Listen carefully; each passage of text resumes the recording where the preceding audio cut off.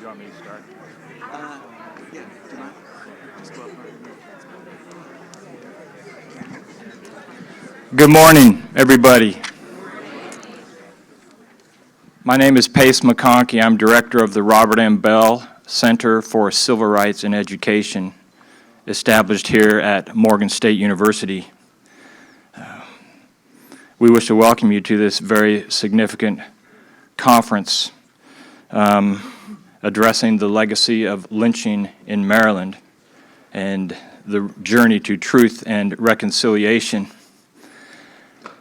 The Robert M. Bell Center for Civil Rights and Education was established primarily to identify and address any continuing policy or practice in schools at any level, elementary, secondary, and higher education, any policy or practice that would foster discrimination on the basis of race or perpetuate the inequitable conditions of segregation by race, and then through research, teaching, training, and advocacy, seek the elimination of those discriminatory and segregative policies and practices.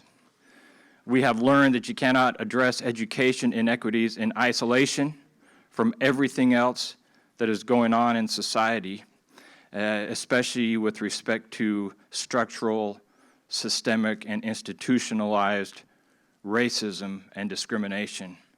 So it is our great privilege to be able to join with the Maryland Memorial Lynching Project, with the Lillie Carroll Jackson Civil Rights Museum at Morgan State University to host this significant event this morning. I would like to acknowledge the presence of former Chief Judge Robert M. Bell, for whom our center is named.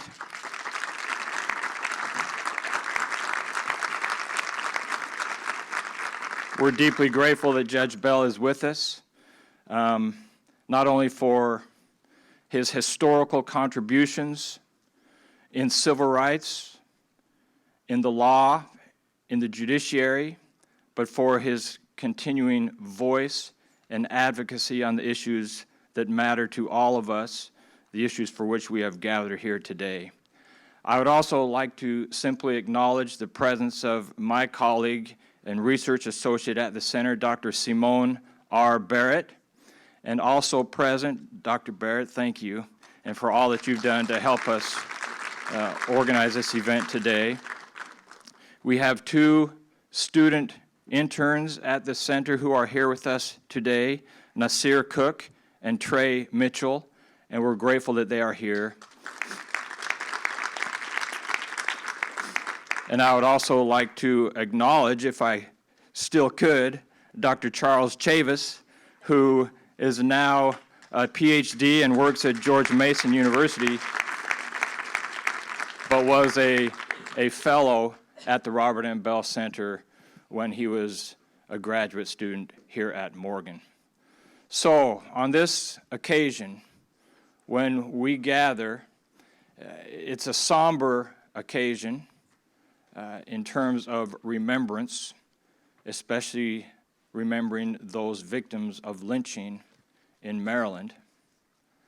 It is also a time for education and understanding, clearly, but I think most significantly, it is an opportunity for us to recommit and renew ourselves to address the racial injustice that is the legacy of slavery, lynching, and Jim Crow, identify them, challenge them, and address them until justice falls down like waters and righteousness a mighty stream. Thank you for being here this morning. Thank you so much. Oh, I think verklempt is the word that for right now. So good morning, everyone, and thank you all for coming. And to many of you, thank you for coming again. It seems like it was only a year, and it was only a year. Before I begin, I do want to thank, from the bottom of my heart, Morgan State University and the Bell Center for being such gracious hosts.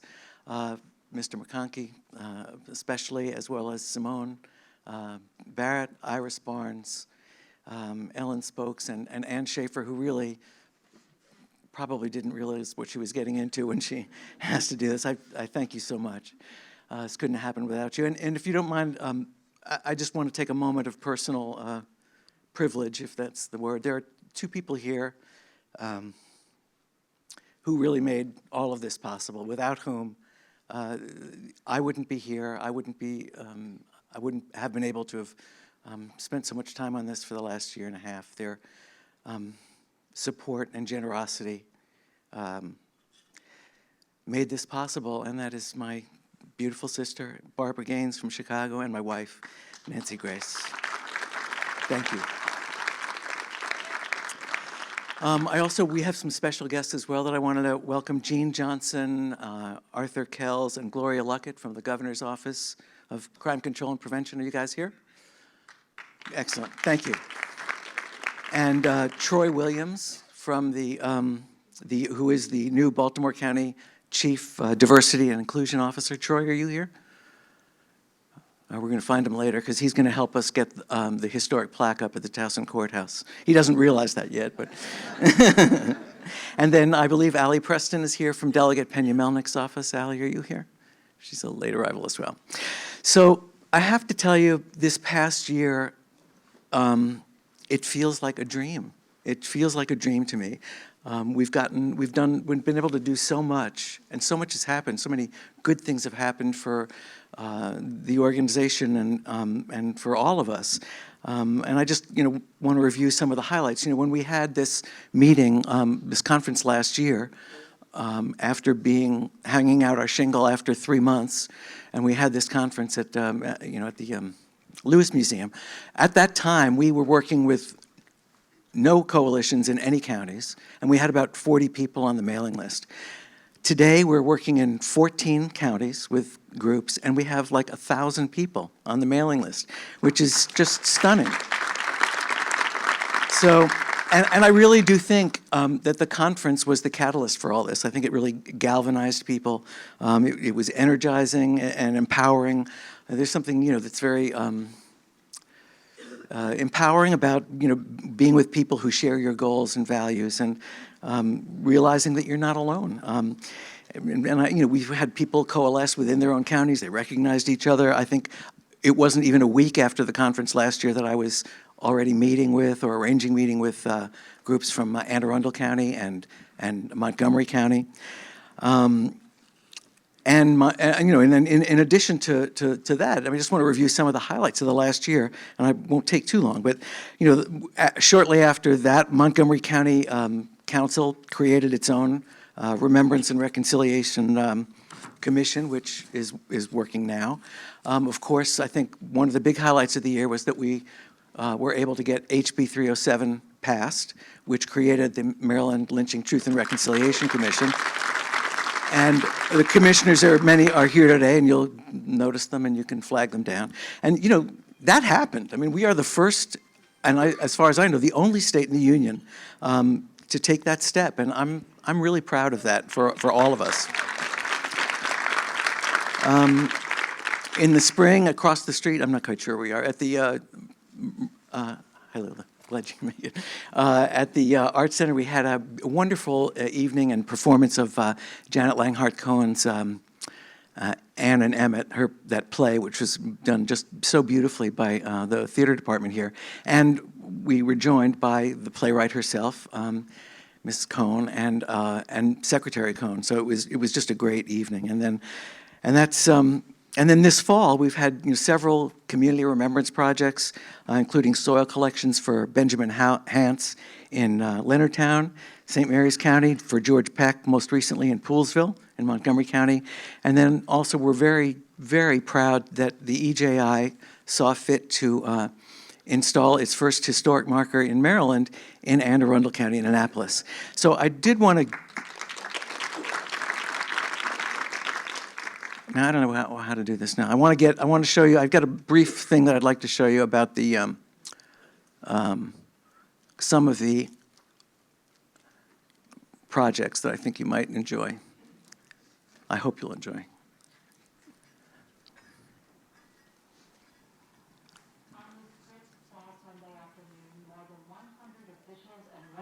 Came together at the Poolesville Presbyterian Church to commemorate the lynching of 22-year-old George Peck, an African-American man who was accused of assaulting a white child. His case was never brought to trial. Lynching, such as his, would become a hallmark of the post-Reconstruction period.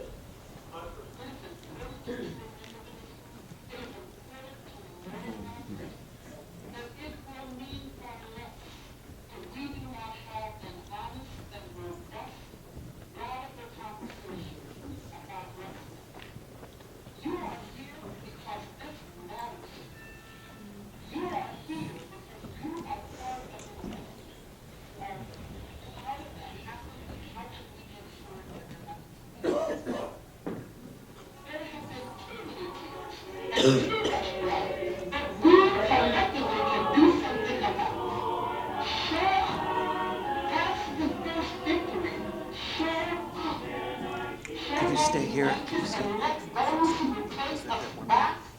To those places of tasting wrath and tears and bloodshed, show up and let them know how wrong they are. Stand and use that privilege that you have. Use it. It's power.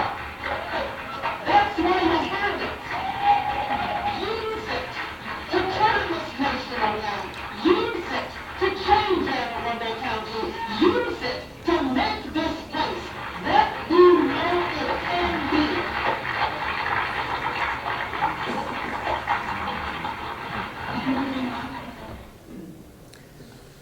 So, sorry about that.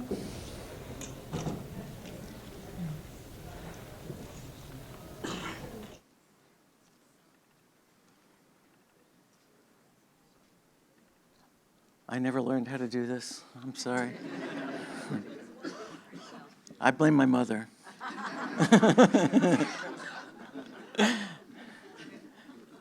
This one? All right. Okay. So anyway, that's a lot of stuff, and that's just a year.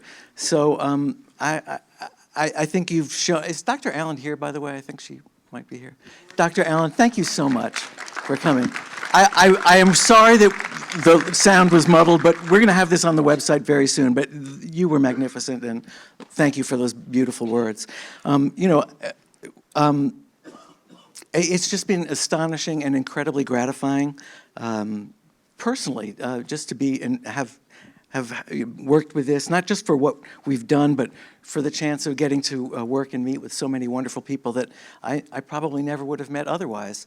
They really restored my faith in humanity. It's just been a joy and a gift to have met so many dedicated and kind and determined and decent people. So, and I have to say I'm grateful that I've lived long enough to have this experience. So, we like to say that truth and reconciliation are sequential. And in fact, if you go to our website, the first two words you'll see are truth first. And telling the truth, I think, demands that we remember some painful and horrific things, and also that we've visited upon our own people.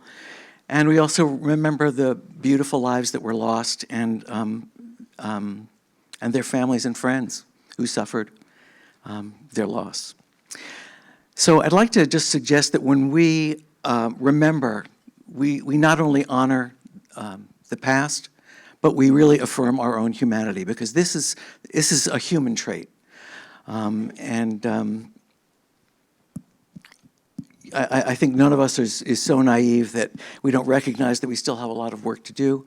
But I think it's also good to remind ourselves that we are standing up, as Dr. Allen asked. We're here. Even if you're sitting down today, you're standing up just by being here, and that's important. We're making a dent, we're changing the narrative, and this is what social change looks like, and I thank you all, and I congratulate you all. There's, Conrad Lorenz was a zoologist, and he once observed that man is the missing link between apes and human beings.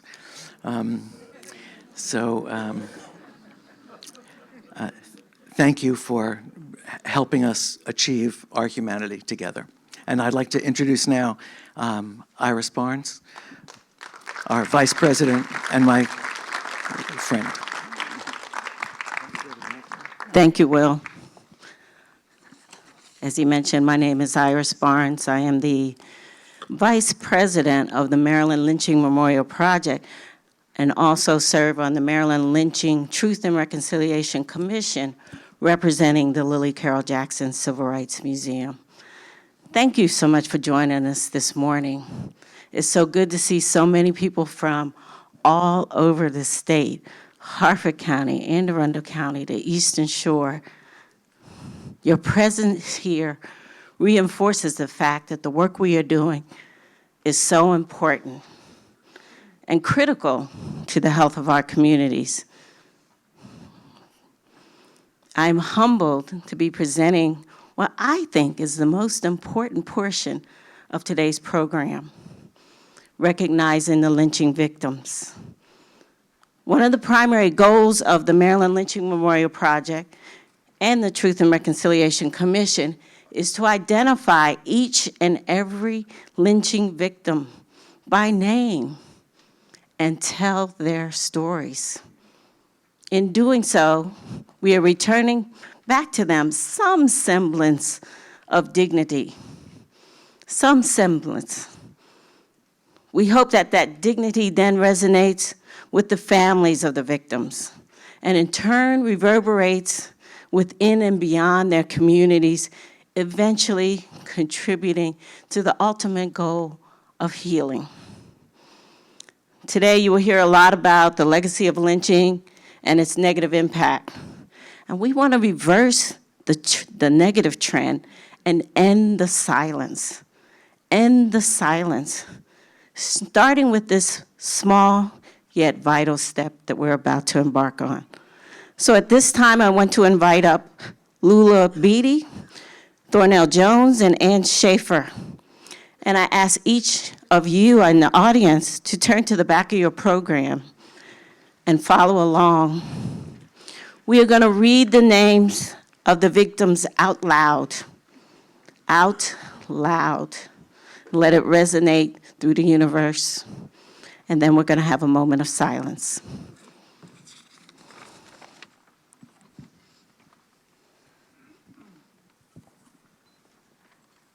David Thomas, John Fields, Jim Wilson, Isaac Moore, unknown, Jim Quinn, Thomas Jurix, John Jones, John Henry Scott, John Sims, Mike Green, James Carroll, George W. Peck, John Diggs.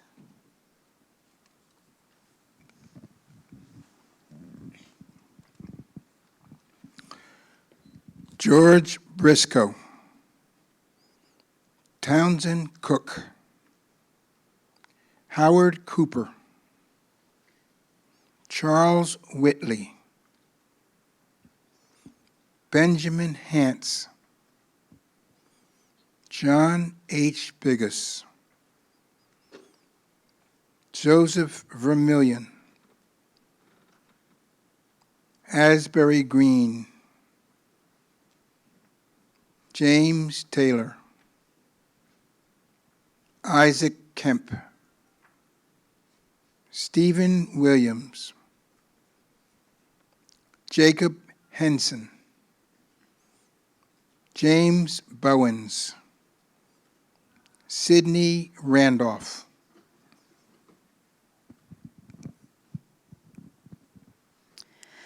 William Andrews, Garfield King, Wright Smith, Lewis Harris, Ed Watson, Henry Davis, James Reed, William Burns, William Ramsey, King Johnson, Matthew Williams, unknown, and George Armwood. And now for a moment of silence. Would you please bow your heads?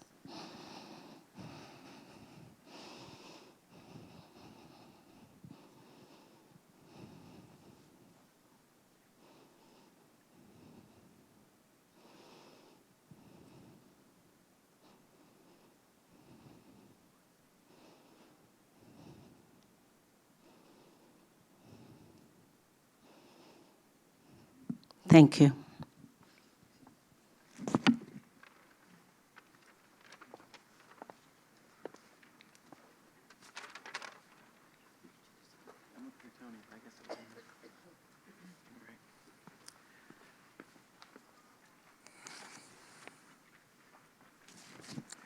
So, Basir, if you can give me a hand with the sound, I just want to make sure the sound is okay here, because we're going to show a little film that was finished about 15 minutes ago, if it is finished.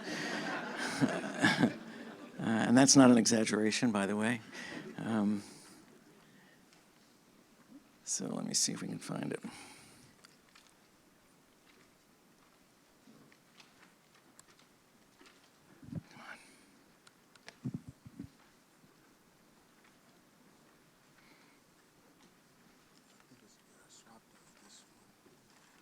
All right, do you have it?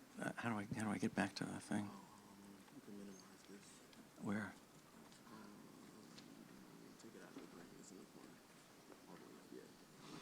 This? All right, okay, thanks. All right.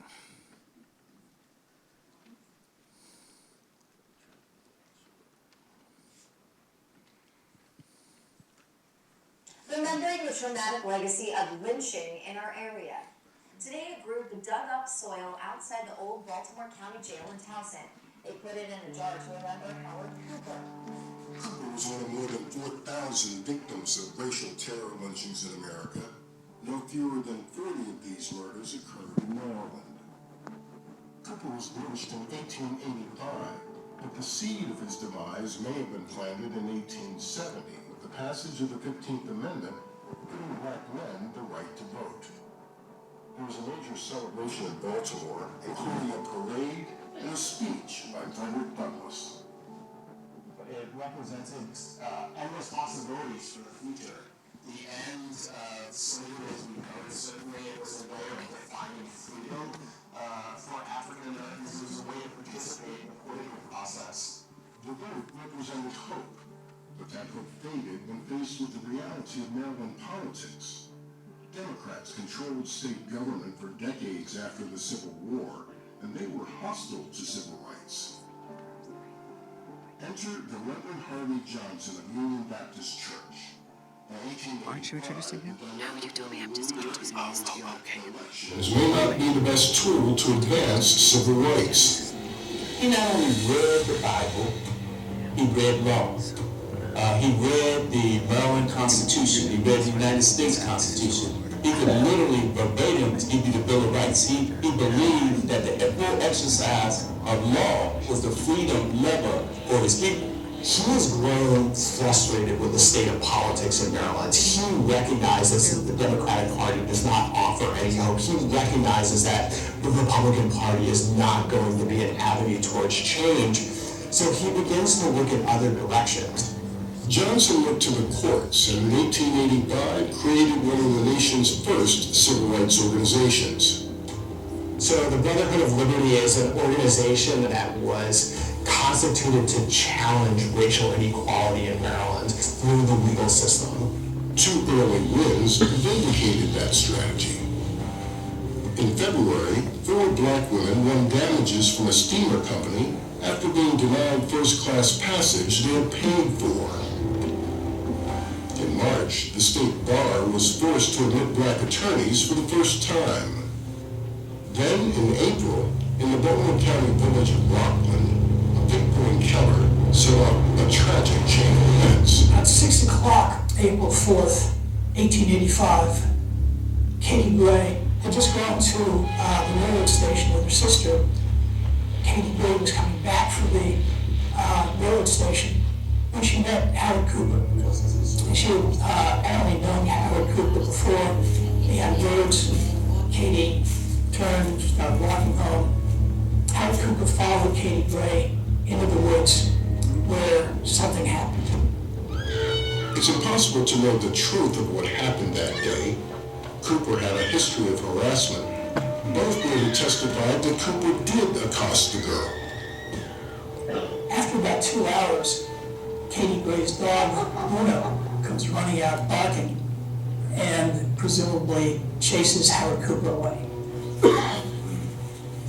Katie Gray runs back to her household, and her father is incensed. Her father very quickly figures out what happened. She probably mentions Howard Cooper's name, and within hours, Daniel Gray, Katie Gray's father, puts together friends, I think it's fair to call them a mob, who scour the countryside looking for Howard Cooper.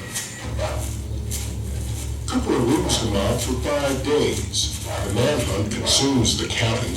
There is no presumption of innocence.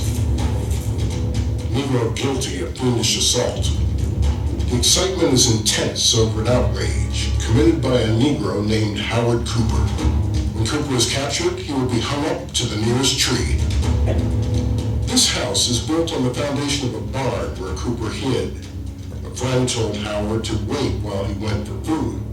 The man soon returned, but not with food. Before long, 4 people jump Howard Cooper in a barn and bring him to the Towson jail. Word of his capture spread quickly, and soon the jail was surrounded by a mob eager to get their hands on him. With the prisoner's life in danger, the sheriff immediately moves him to the Baltimore City Jail. Even there, Cooper attracts a crowd. Wherever they thought Howard Cooper might be, a mob appeared, mostly of friends in the community of Rockland. In Rockland and the county, the demand for retribution intensified in the weeks leading up to the trial. Cooper faced charges of assault and rape. The court of public opinion had already reached a verdict. When you look at the coverage of the newspapers, they present it as if there's no doubt that he had raped her. And why the rape charges are important is because the rape charge is what triggered the potential death penalty. On the day of his trial, Cooper was taken to court early as threats were made on his life. Extra police were called in to handle the crush of people trying to get into the courtroom. Many threats are heard on all sides, and it is the belief of many that the Negro would yet suffer death at the hands of Katie Gray's friends. The courtroom is crowded to suffocation. I think a lot of the cases in this period, it's hard to say what evidence there was that he actually committed the crime. He admits that he attacked Gray, but throughout the trial, he is steadfast in denying that he ever raped her. She doesn't claim rape. In the beginning of the trial, the only person that testifies that Cooper had raped her was Gray's doctor, who examined her the next day. The trial lasted barely 4 hours. The jury of 12 white men didn't bother to leave their seats. It took them less than a minute to find Cooper guilty of both counts. The Sun breathlessly named it the most shocking crime ever perpetrated in Maryland. He returned to court the next day and was sentenced to death. Cooper was held in Baltimore while his lawyers filed an appeal to the state's highest court, claiming his 14th Amendment rights had been violated because blacks were excluded from the jury pool. this state appeal had little chance of succeeding, but it bought them time to raise funds to file an appeal to the U.S. Supreme Court.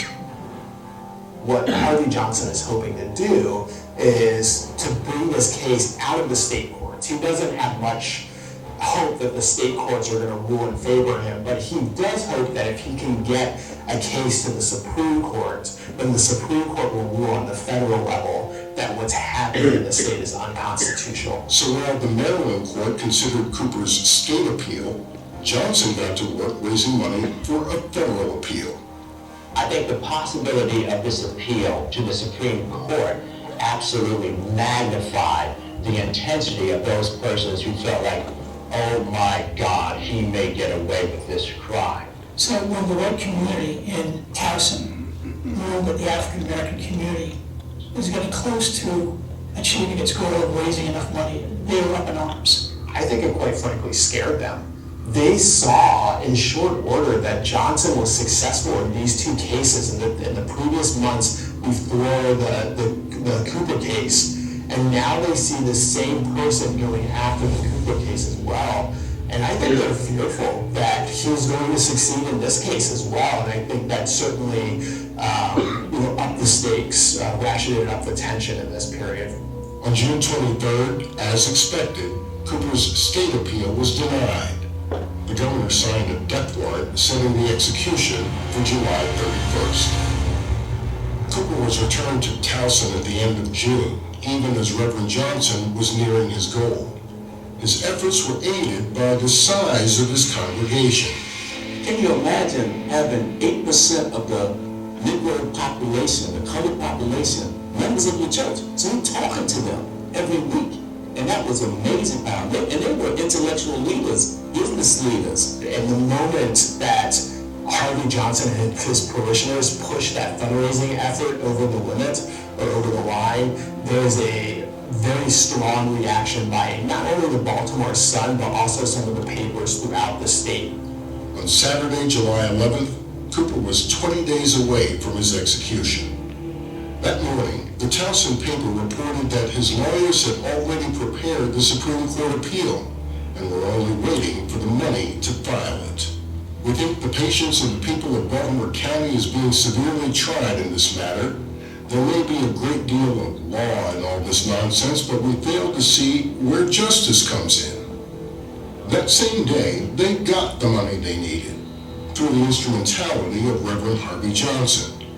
The appeal would be filed on Monday. They were incensed, and they thought, this brute is going to get away with it, so we have to take matters in our own hands. But this time, they've been just chomping at the bit to get their chance to lynch Howard Cooper, and they did not want to wait any longer. The next day was Sunday, July 12th. Rumors start to filter through the town that something is going to happen soon. In twos and threes, men collect on the outskirts of town. One man pulls a rope out from underneath his jacket, says, "This is a cravat for Howard Cooper." As darkness gathers, groups of masked men converge on the jail. The mob waits until Monday morning, actually 12 midnight, Sunday to Monday, because they didn't want to do a lynching on a Sunday. Just after midnight, a group tries to batter the front door using a pole. From the family quarters on the second floor, the sheriff's daughter directs them to the back. There, the mob has an easy time. They break the door down, find Cooper hiding under a mattress in his cell, and drag him outside with a noose already around his neck. They waste no time tossing the rope over the branch of a nearby sycamore tree. One witness says the whole affair was orderly and expeditious. And about 40 men pull on one end, lifting Howard Cooper off the ground. He dies of asphyxiation. Usually, hanging somebody is quick, it breaks somebody's neck, but in this case, it's a long process of suffocation. The local paper's account begins, the Cooper case has been summarily disposed of without the intervention of the Supreme Court. At 3 in the morning, the mob had disbanded, leaving Cooper's body hanging in front of the jail in full view. We know that a train slowed down so that their passengers could look out and see the body. This would have been about 7 o'clock in the morning. His mother came and collected his body around noon that day, put it in a buckboard and brought it to the church on Bologna Road in Ruxton, where he lies today in an unmarked grave. That might have been the end of the story, but renewed interest in these lynchings has prompted renewed scrutiny and new revelations. So I went to the soil collection. After the ceremony, historian Jenny Lyles was determined to learn more about the victim and his family. So here's the 1870 census. It is the 9th district, which is Towson Town. I found them in the 1870 census with his mother, his grandparents, and his twin brother. At the time of his lynching, Cooper was said to be anywhere from 19 to 24 years old. The census tells a far different story. So here you can find Henrietta Cooper, it says Celeste, Howard, Henry, and Howard and Henry, it's 6 out of 12, so 6 months. He was 6 months old. And by 1885, that means he could have only been 15 years old, no more. And that was rather shocking to me, that I was no longer looking for a man of 25, but I was looking at a kid. Today, Towson is the Baltimore County seat, a legal center, and a college town. But in 1885, a child was lynched here. What we do with that knowledge, that truth, will determine the kind of community our own children inherit. In order for us, if we're going to, have any meaningful reconciliation, any meaningful progress in race relations, we have to understand and know it's too important not to know.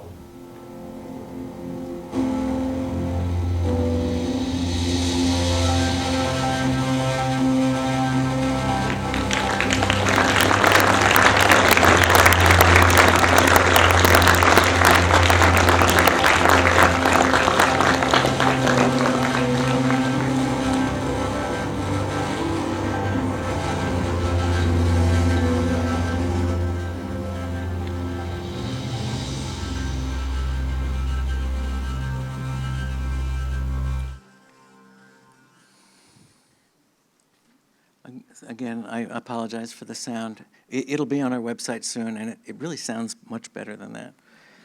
Take my word for it. I hope you could understand it. So I just want to also mention we've got a slight change of, then according to the program, the things are loaded a little bit differently, so we are going to go to the section on restorative justice, and here to introduce our speakers is Secretary of the Maryland Lynching Memorial Project, Ellen Spokes. Good morning. In his comments in support of House Bill 307, the legislation which created the Maryland Truth and Reconciliation Commission, civil rights activist and founder of the Equal Justice Initiative, Brian Stevenson said, "By publicly reckoning with the legacy of racial terrorism across the state, a communal process of atonement can guide the necessary development of collective healing." Today, we're honored to present two speakers who will share with us practices in healing and restorative justice and what that means on a global and local level. Dr. Areshni Naidu-Silverman is Senior Director for the Global Transitional Justice Initiative at the International, Coalition of Sites of Conscience. And Karen Weber is Director of Education and Youth Development at the Open Society Institute here in Baltimore.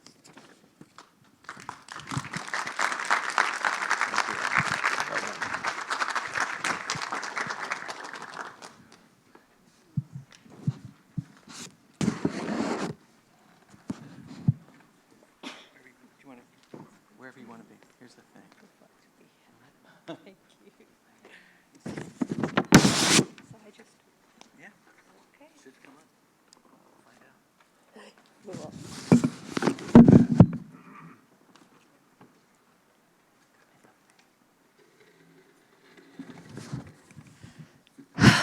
Good morning, ladies and gentlemen.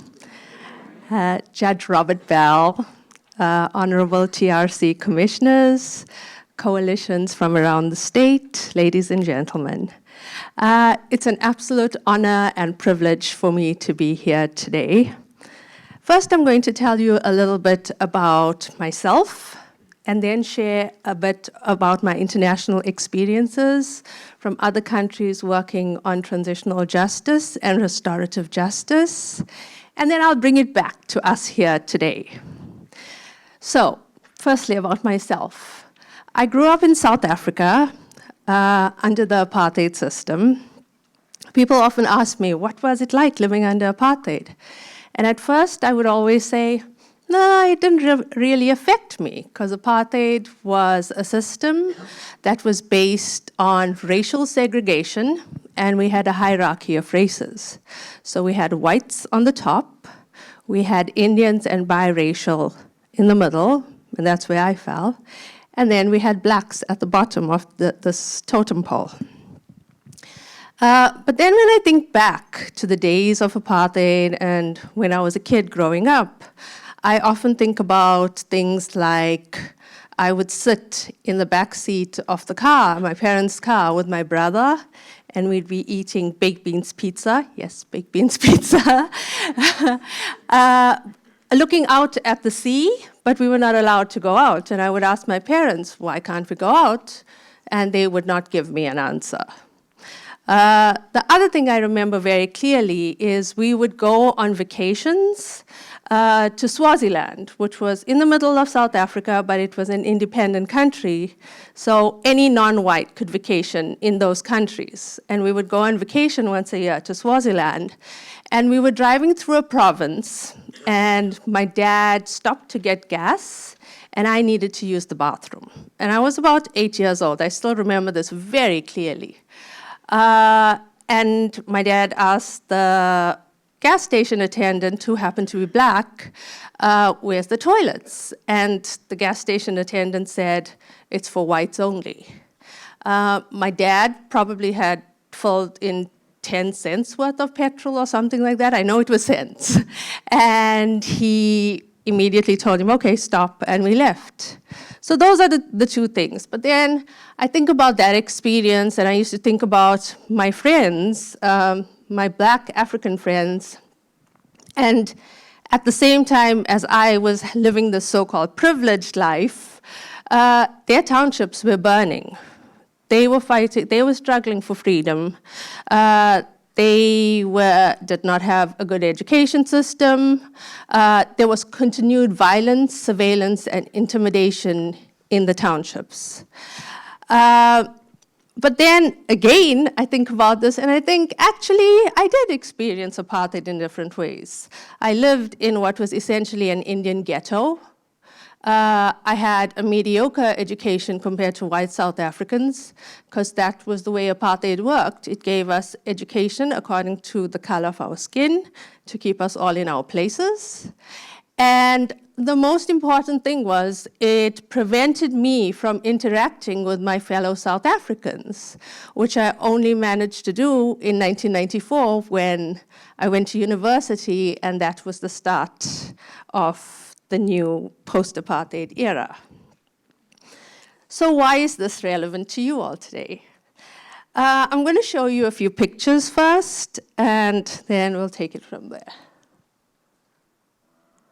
So these are pictures from South Africa. They're stock pictures that I got off the internet.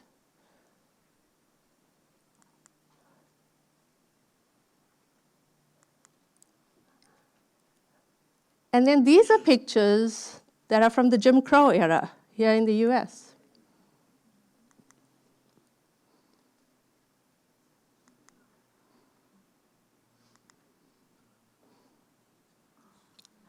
Not too different, right? So what was the difference between South Africa and here? The difference is that in South Africa, we attempted to deal with our with apartheid-era violations through a Truth and Reconciliation Commission.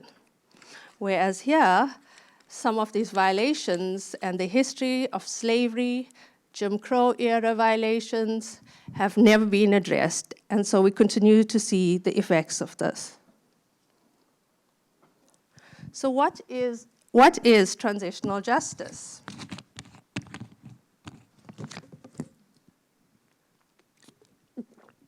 Transitional justice is a set of judicial and non-judicial mechanisms made up of 4 categories. The one category is truth-telling. So truth-telling can take the form of trials, truth commissions. The second category is prosecutions and accountability. The third category is institutional reform, which would mean education system reform, police reform, judicial reform. The third is reparations, which could take the form of compensation and community reparations. And the fourth is memorialization, which would be plaques, museums, memorial sites. While transitional justice evolved from a focus of rule of law and the need to hold perpetrators accountable, the reality, as many lawyers and judges in the room know, is that prosecutions takes a long time, and it's also very expensive. And in most cases, even in South Africa, there were very few perpetrators that were held accountable. In that sense, transitional justice overlaps with restorative justice, in that it focuses on rebuilding relationships post-conflict, post-authoritarianism, post-dictatorship, or repression. Restorative justice, according to Martha Minow, emphasizes the humanity of both offenders and victims. It seems to repair the social connections and make peace rather than retribution. It builds connections and enhances the communication between victim and perpetrator, forging ties across community that take precedence over punishment. However, this definition does not preclude justice, and I'll talk a little bit about justice later on in my presentation.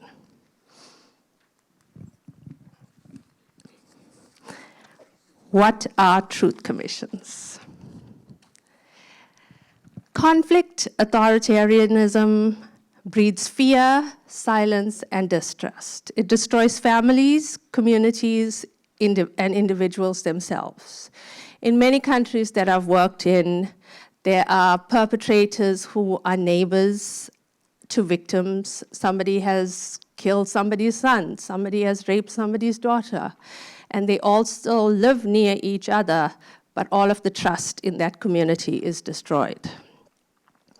Truth commissions are often aimed at breaking the silence about the past by providing spaces for victims and perpetrators to come forward to share their experiences and rewrite a more inclusive narrative that shares multiple perspectives about the past. It isn't about blame and shame, but it is the moral imperative of setting the historical record straight. In all the countries I have worked, whether it's Colombia, South Africa, Sri Lanka, the one thing that we always hear from victims is, I want somebody to listen to my story. It may be noted that truth commissions come with lots of expectations. I'm standing here today super excited about the Maryland lynching TRC, and that's just me. However, truth commissions often do not meet the expectations of families and victims. Families and victims hope that truth commissions will provide long-awaited justice for them, provide some kind of closure about their loved ones, as well as healing. However, truth commissions are political processes and often rely on political will to succeed. The South African TRC is often celebrated as a success. However, there are many lessons to be learned and about expectations not being met. In South Africa is always applauded as being ending in a peaceful transition, moving from apartheid to a peaceful transition. That's not really true. According to F.W. de Klerk, who was the president at that time, and he won a Nobel Peace Prize, I should note, with Nelson Mandela, he ended apartheid and started the negotiation process, not for any moral reasons, but because he recognized that apartheid was a failed political system. And so the South African Truth Commission was born out of these peace processes, and one of the major clauses in the peace process was amnesty. So perpetrators who committed very grave human rights violations that I will not even go into, were allowed to get amnesty in exchange for sharing the truth. So for example, sharing the truth about where they buried somebody's loved one or what exactly happened to that person. And the second thing was that it also focused on bodily harm. So it focused on things like torture, killing, torture and killing essentially. And it did not focus on the day-to-day realities of ordinary Black South Africans or people of color in South Africa, some of the things I talked about earlier. This is one of the greatest criticisms of the Truth Commission, because most perpetrators came forward to share their testimony, but most of them showed no remorse. They just sat there and told their story with no feeling about it and ended their narrative. However, victims in some way were forced and bore the burden of accepting their testimony as well as forgiving them. Apart from the hearings and uncovering the truth about the past, Truth Commission's most significant work lies in the recommendations that they make. The South African Truth Commission did an excellent job of making recommendations because it recognized, it did say that it focused on bodily harm, but it also recognized that all Black South Africans were victims of the system. So it made individual recommendations as well as community and holistic reparations to address all those other victims that were not acknowledged. However, as I said, it needed political will, and very few of these recommendations were implemented. Almost 20 years, over 20 years now, victims are still fighting for reparations. Despite many shortcomings and a range of factors that affect the final outcome of the Truth Commission, what the Truth Commission did do was it allowed the truth about the past to be revealed. Bystanders were held accountable. People who denied that these things happened in South Africa could no longer deny it because it was now open in the public. And just to say, it was by no means a victim's narrative. It wasn't, we as Black South Africans are victorious and we've now shown everybody a point.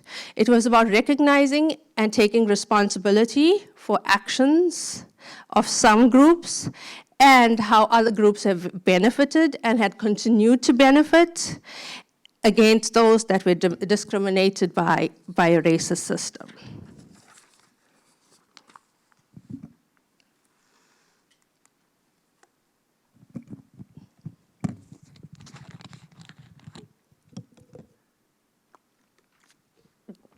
Reparations. Reparations are often synonymous, particularly in the US, with compensation and money. However, reparations can take multiple forms. It can be compensation or individual grants.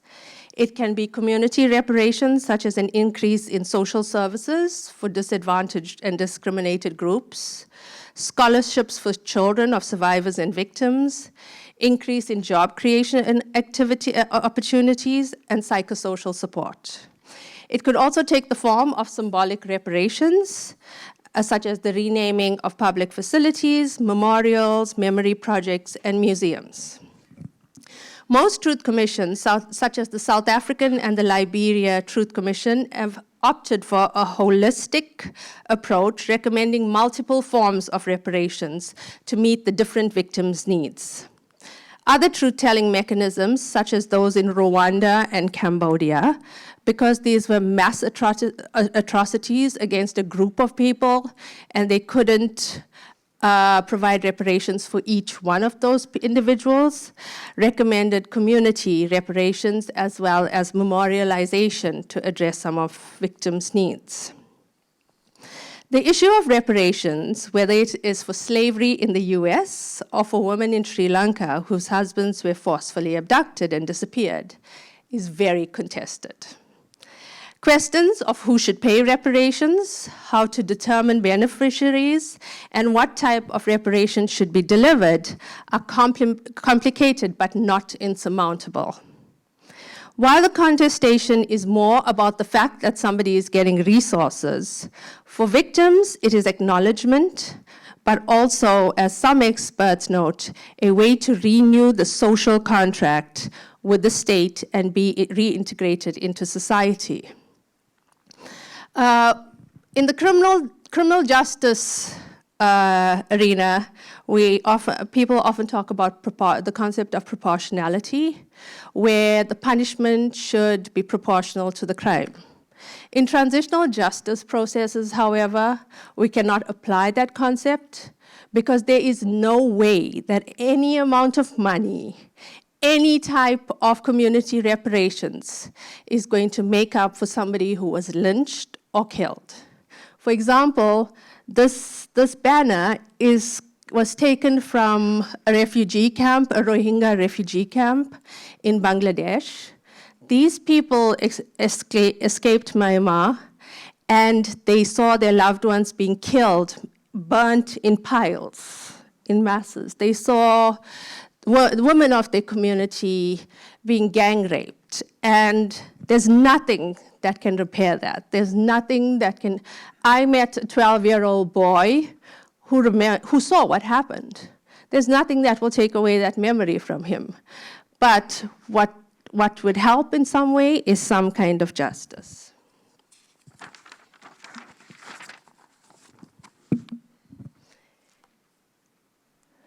Institutional reform. Violence, human rights, and equality, when it takes place over a long period of time, becomes entrenched in a culture. It becomes institutionalized into different systems, such as the judicial system, police, education. In some countries, there's something called a vetting process, where anybody who runs for office, for example, cannot be somebody who committed a human rights violation. However, things like vetting and lustration is extremely expensive to embark on. Some countries, such as in Liberia and in Sri Lanka right now today, they're having their election, and there are people running for office who have been accused of crimes against humanity. However, there are various ways to reform the system. For example, there could be ongoing human rights education, anti-racism training. There could be a revised education curriculum that focuses on parts of history that are unknown. However, these types of reforms, even though they can be done fairly quickly and cheaply, also require political will and time to change a culture. Here you would see, these are murals being painted by victims that were victims of the military in Peru. And so here you will see they're sharing basically the experience of how the military attacked their village. Memorialization. Memorialization also falls within the scope of symbolic reparations. It can often be done cheaply. It can be done through memory projects, but it could also be done more expensive through monuments and museums. It can be done through any phase of the project. So for example, the Sierra Leone Truth and Reconciliation in West Africa started a memorialization project that went across the country so that they raised awareness that the Truth Commission was going to happen, but they also kept this archive of what people hoped for in their files for future generations.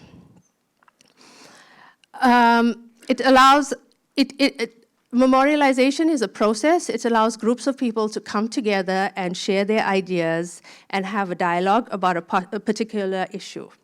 It's often non-threatening and is considered a good way to address difficult issues. However, it does point to accountability. And in the US, we've seen this with the Confederate flags, with some of the monuments in the South that were taken down, and the kinds of reactions that we got. However, even though memorialization can be done cheaply, it should be done in conjunction with other forms of reparations. So, if I do not have food, I do not have basic services in my community, a plaque is not going to change anything in my life.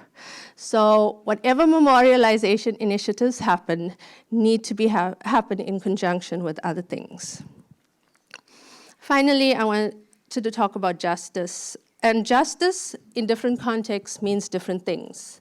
Often when we ask victims about what they believe to be justice, they would say to us that justice is knowing where my loved one is. Nobody wants to see somebody prosecuted. I think often us as elite want to see prosecutions happen.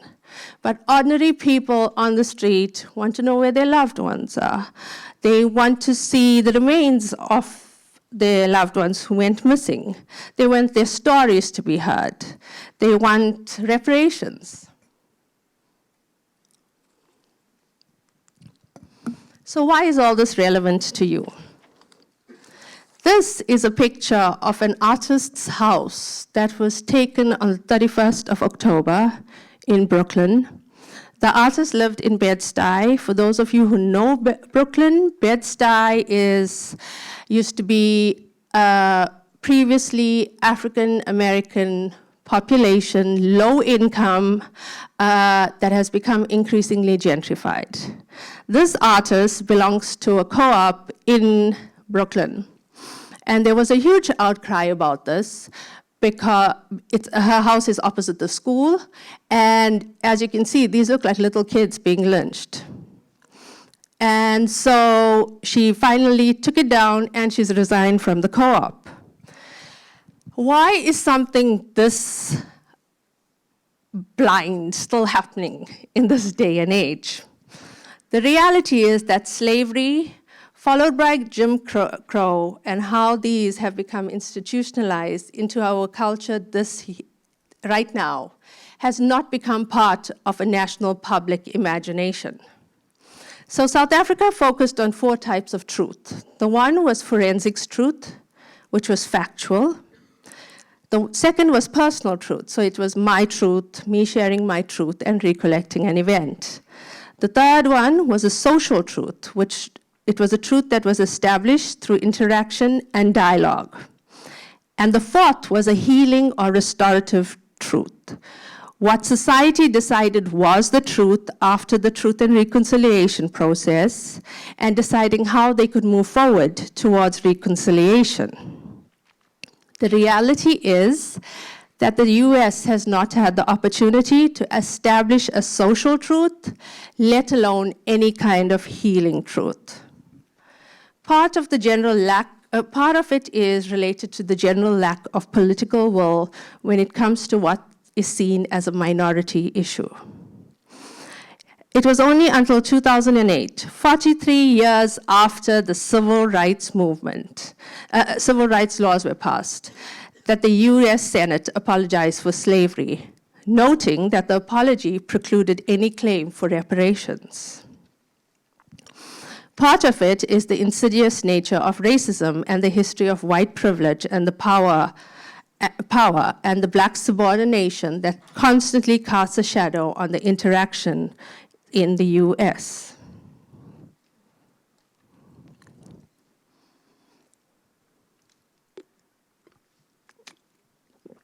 What would a Truth Commission do in this current context? It will help us to rewrite a more inclusive history. We saw in the video earlier that Howard Cooper was 15 years old.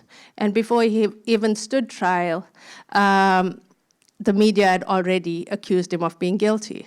It's not too different from today. We still see young black men being accused of things in the media before they are even given a fair trial. It will also prevent denialism. It will stifle narratives of meritocracy and offer opportunities to shape this country's past, present, and future.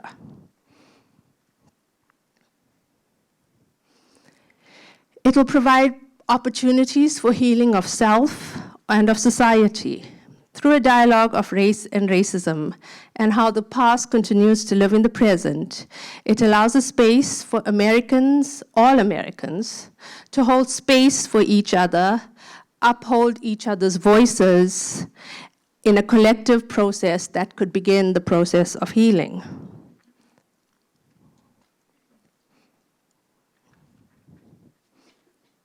Finally, it will help build a culture that respects human rights and dignity for all. Black Americans will be included into a broader citizenry. Black bodies will no longer be seen as sites of violence, as sites of fear.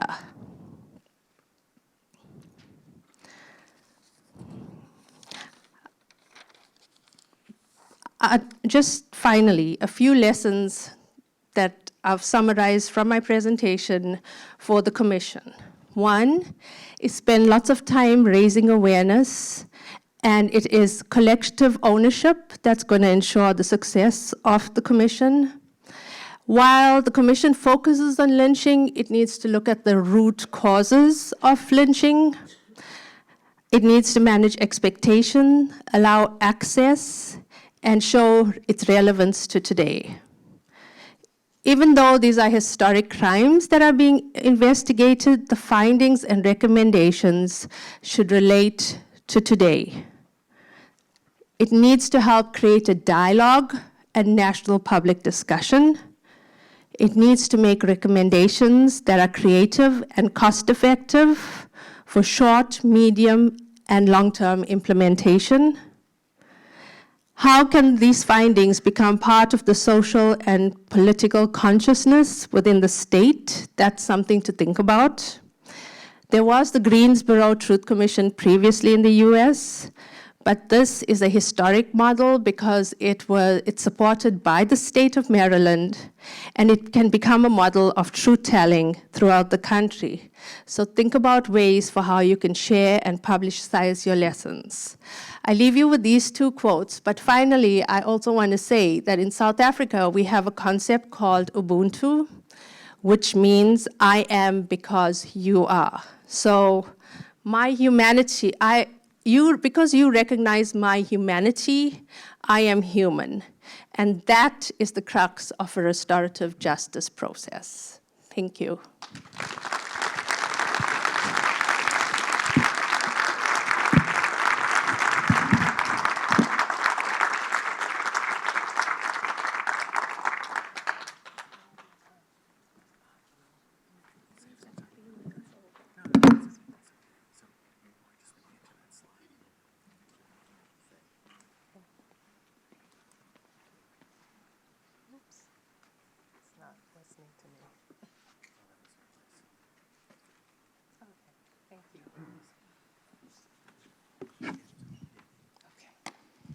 Hello again, I'm Karen Weber, just to reintroduce myself briefly. And I work for the Open Society Institute in Baltimore. It's a Soros foundation. We're the only city-based Soros foundation in the world, actually. Soros is in 74 different countries around the globe, and we borrow practices from one another. But my focus is pretty hyper-localized here in Baltimore. These are the areas that we work on: criminal juvenile justice, addiction, and health equity. I work on education and youth development, and we also have a fellowships program that many of you may be familiar with. But why are we in Baltimore? It's a predominantly African-American city.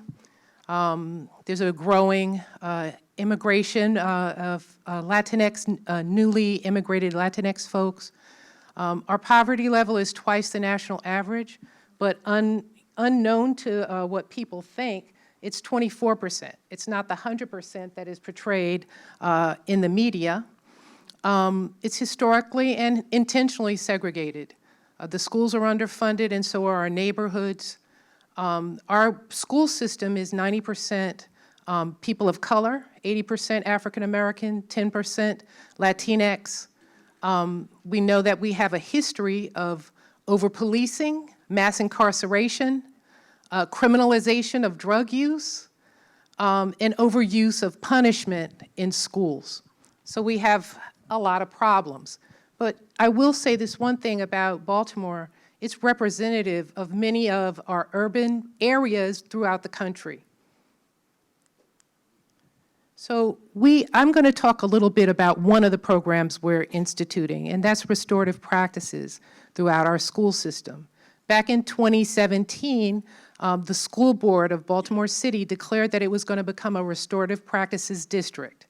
They said we were, and so we are helping to try to make that a reality, because there's usually a very big gap between policy and actual application, and so it was. So we have spoken about the overuse of suspensions. Black students in Maryland, not just in Baltimore, are 3 times more likely to be suspended for similar behavior as their white peers. The overuse of arrests were egregious. Just a few years ago, upwards of 1,000 students per year were being arrested just in Baltimore City alone. So what did we do? We moved into 15 schools and created restorative practices schools. And when I say created, it's a long process. It doesn't happen in a year. But within a year, we saw that suspensions decreased by 44% in just 1 year of use of restorative practices. Thank you. And what happened with school police? Akil Ham, I don't know if many of you know him. He is amazing. He's progressive. And as soon as he came in to his position, he gave me a call. And he was like, what is the single most impactful thing you did in your time as an educator to change the trajectory of our young people? And I said, it's restorative practices, hands down. And so he had each of his police officers, 100 police officers, trained in restorative practices, and he even had trainers trained so that new people who came on board would also be trained in restorative practices. So that 1,000 students that used to happen just a few years ago, last year it was 50.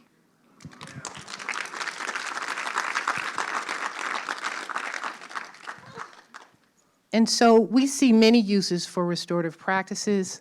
Z. Cohen is introducing a bill to heal our cities, to say affirmatively that we need to become a healing city. We don't need to just have this jewel happening in our school system, because the communities and the schools are all allied. They're all annexed. So one of the things that we're doing right now is talking to Safe Streets so that we can begin to help take the public health approach to violence. Safe Streets already uses a restorative model, but it became important to have them use the same language that everybody else is using. And so the goal is to spread it, not just to Safe Streets or to schools, but definitely to law enforcement, somebody help me, and also to branch out and go into other school districts throughout Maryland. There is a commission looking at restorative practices as a statewide model, and so we're pushing in every way we can, but we need everyone's help. The latest thing that happened, and it just so happened, I went to a conference and I was a panelist, and one of the folks in the audience was using restorative practices to do truth and reconciliation in Bermuda. Now, they had a long history of slavery, and many of the islands have buried their histories of slavery, and this group of people has come to the fore with restorative practices to have not just the truth-telling, but the reconciliation in a restorative justice methodology.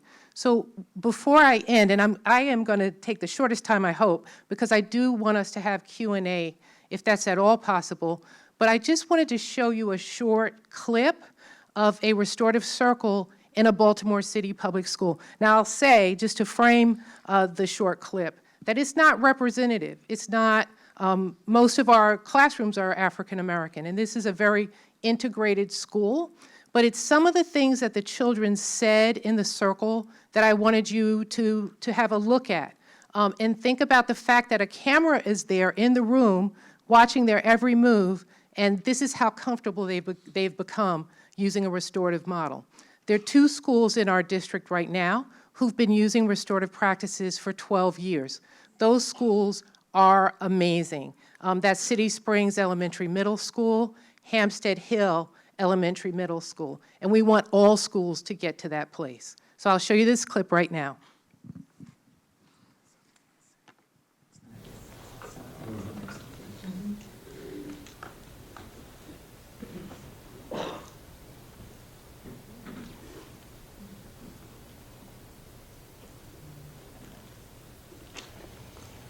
I think something's more personal, but my dad getting married, because I was okay with it, but it was still kind of hard just to come to terms also with my parents just getting the divorce agreement, and it was just hard, and now we're waiting for my step-siblings for the documents to get here so that they can officially. I'm so sorry, I just wanted to put more context. The question that the teacher asked is, what is a challenge that you encountered during 6th grade, and how did you overcome that challenge? Just a check-in circle where people are standing around talking about their 6th grade year. Something's more personal, but my dad getting married, because I was okay with it, but it was still kind of hard just to come to terms also with my parents just getting the divorce agreement, and it was just hard, and now we're waiting for my step-siblings for the documents to get here so that they can officially live with us. A challenge that I had during the school year 6th grade is balancing my homework with other stuff. I persevered by going to coach class. Well, one struggle I had in 6th grade was keeping my leadership percentage up, so like not getting in trouble, because in the beginning of the year I was getting in a lot of trouble. My percentage was really low, and I missed out on like 3 trips, but then I started to like pay attention in class more and not get in trouble. And also my GPA, I've gotten it up a lot lately. And a challenge that I had to overcome in 6th grade was my depression, and the way I did it was by avoiding all of the bullying. And another challenge was my grades, because they were really low, and I started to focus more and on them. Well, I've had a lot of trouble, like, kind of like growing up, like it's just weird, like going through all the stuff that you go through. Like puberty's been hard for me because I just don't understand anything that I'm going through, even though I have like so many good teachers that like have taught me everything that, yeah. And I've also had a problem with my sister. We get in too many fights, and we, like she gets a lot more attention than I do often, and I get jealous, so I've come to terms with that by talking with my parents, yeah. Talking with my parents, even though they haven't taken too much note yet, it's getting better, so. Well, this year I've really what challenged me is staying mentally strong, not giving up halfway through the year, because you just think halfway through the year, oh my gosh, I have another whole half of the year. It's so heart crushing. You're I'm never gonna do this. And you somehow still do it, and you just have to think of the feeling that you get at the end when you just get out of that school and you're walking. You're just happy. I appreciate all of you sharing, especially those that chose to share about their personal life.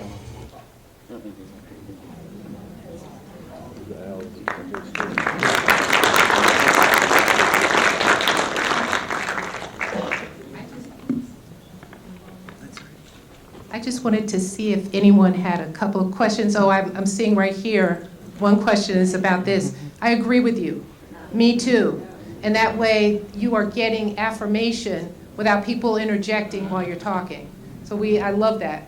Yes? Can you, Dr. Silverman, maybe Silverman, can you speak to, is the questions for both of y'all by chance?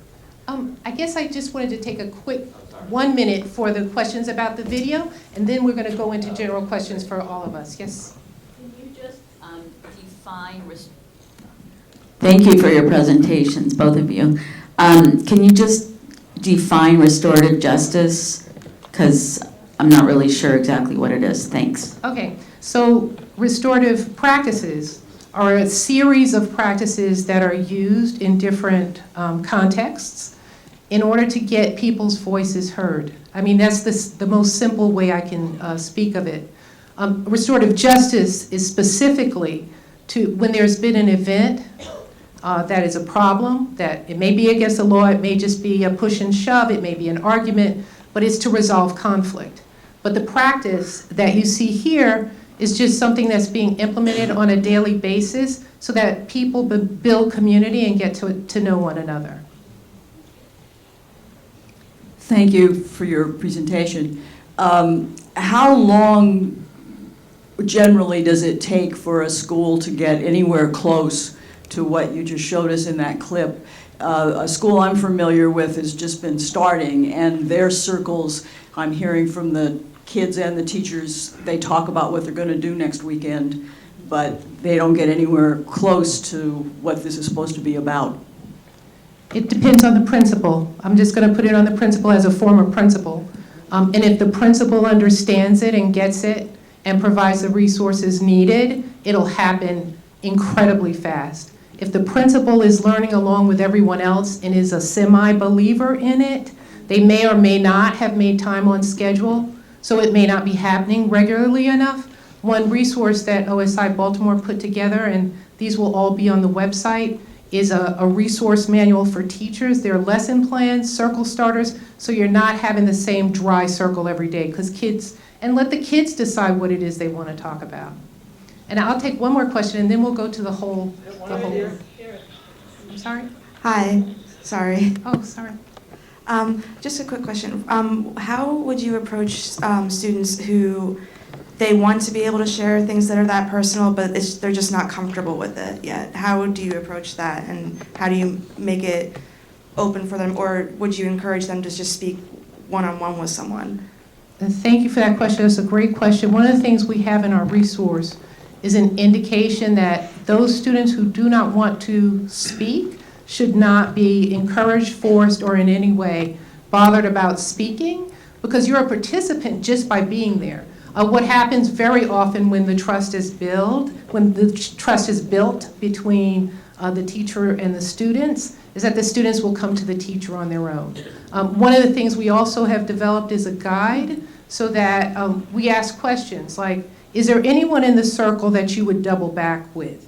So for example, the young boy who spoke about depression, I want to know that he's okay. So on a one-on-one, as teacher, I can just say, is everything good? Do you need anything? It's really common sense, but common sense ain't so common. And we should go to us. Come.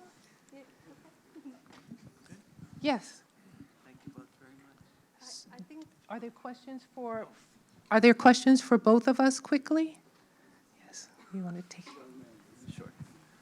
Should we just sit and wait? So I'm wondering, in the truth and reconciliation process and doing this work all over the world, have you encountered this concept of territoriality of memory, the idea that if we remember one group suffering, there's a zero-sum game with other groups, and how that might get in the way and how you have navigated that? In the United States, it's a big issue, I think. Are we taking a few questions, or should we, a couple more? should we take a few and then answer all, or one at a Well, time? why don't you do it one at a time, because we're a little bit behind now, so okay. we'll want to keep it. Yes, so in all contexts, everybody is competing for memory and to have a platform for their memories. often and that's what the Truth Commission does, right? It allows other memories to surface, those that have been marginalized. And the reality is that lots of scholars have talked about this. There isn't a need for a single narrative. Like, we don't need one narrative of victory. There needs to be multiple narratives that can live alongside each other, that form some kind of consensus about what happened in the past. So what we do through our organization, the International Coalition, is we support very local memory projects, because Truth Commissions also can't include everybody. They have a limited amount of time, victims, resources that they have. So we also provide resources for local community groups to start their own memorialization projects so that those narratives also become part of the mainstream. If I could just say quickly, too, sometimes it's used as a defense, and I would recommend that everyone read White Fragility, because when we talk about slavery, often what's said is, well, you guys suffered nothing compared to Native Americans, and it won't be a Native American saying that, I promise you. So it's also used as a defense, and it's not appropriate. Thank you for your presentation today. On the RP program, is that something that was initiated externally or within the school system? And is there any, do you have special funding for that, or is that all funded through the schools? I wish it was all funded through the schools. It's an internal, external process. Just for full disclosure, I was in the Baltimore City School District for some 13 years. Teacher, principal, district leader, wanted to implement it from the inside, had the authority on paper to do so, could not move it. I'm at the Open Society Institute right now, have so much leverage. We are also providing funding, but the school system is kicking in too, so it's an inside-outside project. Thank you. Thank you.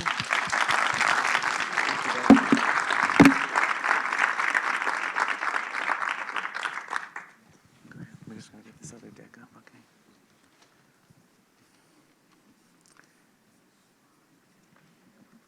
I know no one's getting tired of this, right? Trouble, here we are.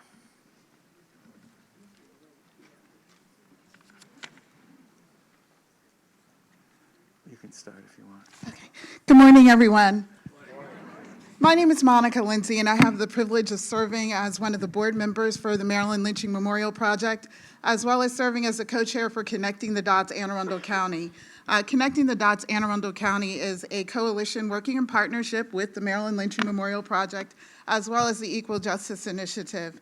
Our coalition in Anne Arundel County was able to establish the first historical lynching marker in the state on September 7th. It was a gift from the Equal Justice Initiative, and we're very proud of this very permanent symbol starting on this path of reparations and reconciliation. Unfortunately, racism is an ever-present cloud looming over us. The 2018 Hate Bias Report, which came out a little earlier this year, found that my county, Anne Arundel County, topped the state and reported hate crimes and incidences. The report notes that in 2018, there were a total of 375 reported hate bias incidents reported by law enforcement. And the reality is that the impact of this does have a harmful effect on the Black population. But despite this, we continue to stand up. Today, I am honored to introduce Dr. Jules Harrell, who has spent many years studying this effect of racism and stress on the Black population. Dr. Harrell has been a professor of psychology at Howard University for 35 years, and he is the author of a multitude of groundbreaking works centering on the long-lasting psychological and biological effects of racism on the Black population. It is my great pleasure to introduce to you all Dr. Jules Harrell. Dr. Harrell.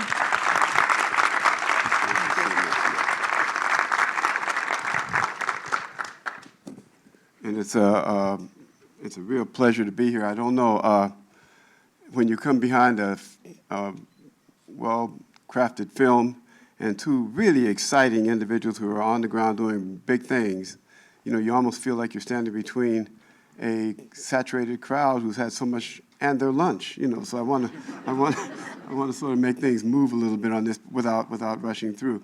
It has been 35 years at Howard for me, but the truth is this is the 40th year at Howard, and I'd have to thank Dr. Lula Beatty, who's a member of this organization, for calling me on this and asking me if I would come up and just say a few words about the stress studies we do and what we think about stress and racism and health and those kinds of things. And I met her when I first got to Howard. She was a graduate student then. And I said, if all the graduate students are like this, I'm going to go back to graduate school and retool, because she's a brilliant person. And of course, Will Schwartz has helped me get this thing together, and we've been going back and forth on email. So I thank everyone for just the opportunity to speak to a group of this type who are dealing with some really important things. Now, the fact of the matter is that I could say what the previous two speakers said, I agree with, and then I could sit down. In fact, what you're going to find out toward the end of this thing is that we're talking about memory as a major issue and correcting memory, and we're talking about restoration as a major issue, and we end up in the same spot. We just sort of started from a little bit different points of view. So what I'll do is tell you that it's going to be 5 parts, and when we get to number 5, you know it's getting to the end. So we'll try to move through these as as quickly as possible, leaving some time for questions at the end. The first thing I want to talk about just is this idea of lynching and its siblings and its offspring. And by that, we're talking about that sometimes words don't fail. Sometimes words are helpful. And what we're talking about, this notion of lynching and state-sanctioned killing of black people, that basically I'm reducing those to terror, that they're sending a message. That body was left out in front of that courthouse for a reason. And it was a signal to people, and it was a political signal to people about how they should agitate for their own liberation. And of course, slavery, lynching, and premature death among the oppressed, these are prime examples of what we call racism's bitter fruit. Again, this is something we cannot underscore enough, that the common denominator is always found that the oppressed's lives will be truncated, shortened, cut off by the fact that they live in an oppressive society. This is an example of American terrorism, but it's taken from the book, 12 Years a Slave. All right? Now, remember the film some years ago that came out, and the filmmaker said they tried to be really true to the text of that book. And that's a fascinating book to read, and even independent of a very interesting film about this. This is, of course, the reuniting of Solomon Northup with his family when his 12 years of being enslaved were over. And but it's this phrase from that book that haunted me the most, because he describes things to you like things that were being spoken about today. The horror of seeing a woman known then as Patsy, I'll call her Miss Patsy, who he said he had never seen anyone that regal and that strong. This is Lupita Nyong'o's character in the actual film. And to see her broken down by the end of his 12 years simply crushed him. But then he says this at the end. He says that this is no fiction, no exaggeration. If I failed in anything, it's in presenting the reader too prominently the bright side of this picture. All right? And that phrase haunted me and still haunts me to this day. What is it that he actually could not put into words? And of course, another individual that we all know very well has had a major impact on us, and this, of course, Brian Stevenson's work, and his phrase that you hear a lot now. This has become part of our language system. Brian Stevenson talking about if we've got the kind of criminal justice system where, in fact, you're better off if you're rich and guilty than you are if you're poor and innocent. All right? These are telling us what is really the offspring of a period of lynching, what is going on now. This is the reality that we're looking at. And of course, we still today have execution without trial in some cases. Execution without trial in some cases. Execution without trial in some cases. All right? And so the questions that we raise on this kind of thing is, what is the impact of this? Continued reality. What was the impact of lynching then? What is the impact of not knowing about lynching now? What is the impact of continued horror and terror of this kind? All right? Always there is resistance, and we have to remember that. There was resistance then, there's resistance now. We do not want to leave that out, because we leave out a very important part of our history if we don't recognize that, yes, there was resistance to all of the kinds of things that that I've just put up here. All right? Part 2, central definitions, and these will go quickly. This is the what do you say, the classroom side of me. We got to know what we're talking about and how we're defining things. And if we don't agree with definitions, and we know that sometimes our discussions or our disagreements are really just around the fact that we don't have the terms, set up right in our heads. So this is sort of my issue that I think is important for us to describe, or at least to define some ways. Racism, a lot of definitions, really good ones out there now. We've gone long past the idea of equating racism and saying it's the same thing as prejudice or discrimination. It's much bigger than that. I like James Jones's, he's a social psychologist who came up with this in a book called Prejudice and Racism. I like it. Exercise of power against a racial group defined as inferior by individuals and institutions. There's more to that definition, but I figured that was enough, that the power dynamic and the institutional dynamic is clear in this one. The second one I like, this notion is, what do we mean by violence? All right, this is a little trickier, because violence is more than just the physical, attack on an individual. Violence can be what? Any process, relationship, or condition by which a group violates the physical, social, psychological integrity of another. So a marriage can be very violent even though no one gets hit, all right, by structure. All right, and I think that this is important for us to keep that particular definition in mind, at least for you to know that's how I'm thinking about these terms when I throw them around and what we're talking about here. Trauma, this is the long one. You can get this on the website. This is SAMHSA. This is the Substance Abuse Administration's notion of trauma. What you'll get here is a series of events that really physically or emotionally harmful, but they can be chronic or they can be acute. They can be long-term or they can be short-term. And when we talk about trauma, we're talking about things that attack our social, emotional, and spiritual well-being also. All right. And then finally, terror is the last one. And I used the word terror before. Just wanted to let you know where I'm sort of coming at it from kind of a UN perspective on this kind of thing. All right. And my final statement on this would be what? Lynching of black bodies, traumatic, racist, and violence, and an act of terror. All right. Those terms now sort of figure into the way that I'm defining this particular process. All right, so that's part 2. Part 3, all right, things we know about trauma. These are the things I would say to you after working in this area for a long time, and that you might say, well, everybody knows that. I say, yeah, but this isn't chemistry. It's hard for us to get knowledge in the social sciences, that holds up. So I'm going to say some things that I think would hold up without a whole lot of debate back and forth, and then we'll move on from there. What we call traumatic events rain down on us from multiple levels of the society. They are sometimes the cruel act of individuals, like in some cases the lynchings that we've talked about this morning, but sometimes they also relate to institutional practices and the combinations of institutional practices, where we now start talking in those terms of what we call structural violence on individuals. So it's important to recognize that it's not something that we can attack by going at voting or by going at the legal system. It's a multi-level problem that has to be attacked on multiple levels. We're pretty much sure of that now. Second thing, human systems.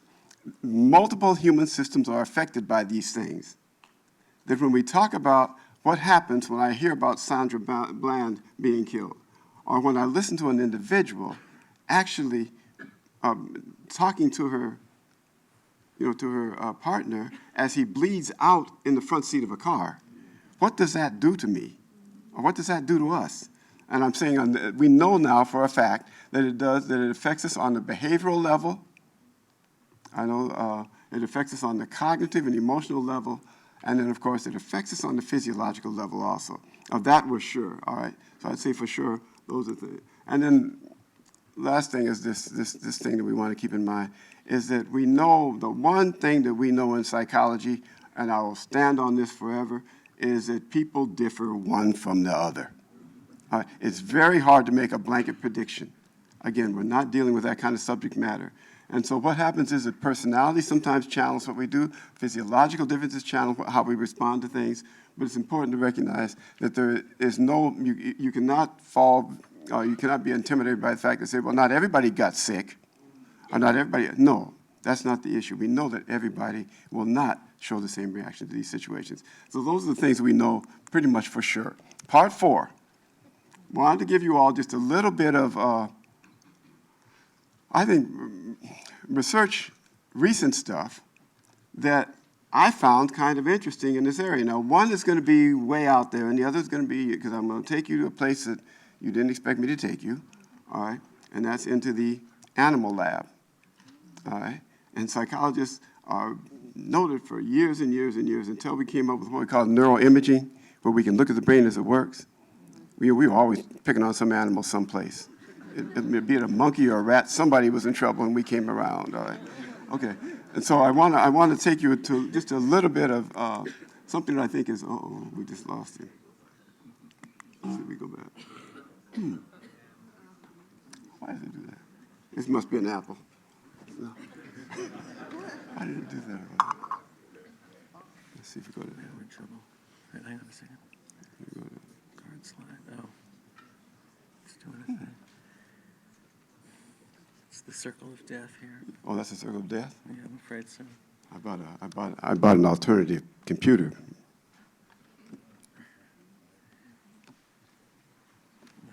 Where are you hooked in? I don't know what to do. Where is your Connection? yeah? It's right here. Right. Okay, so is it a USB? No. Hang on.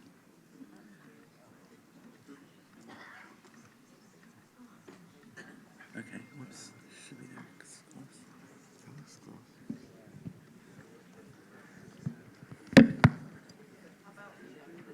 Here, is that, all right, left signal. Here we go. Bingo.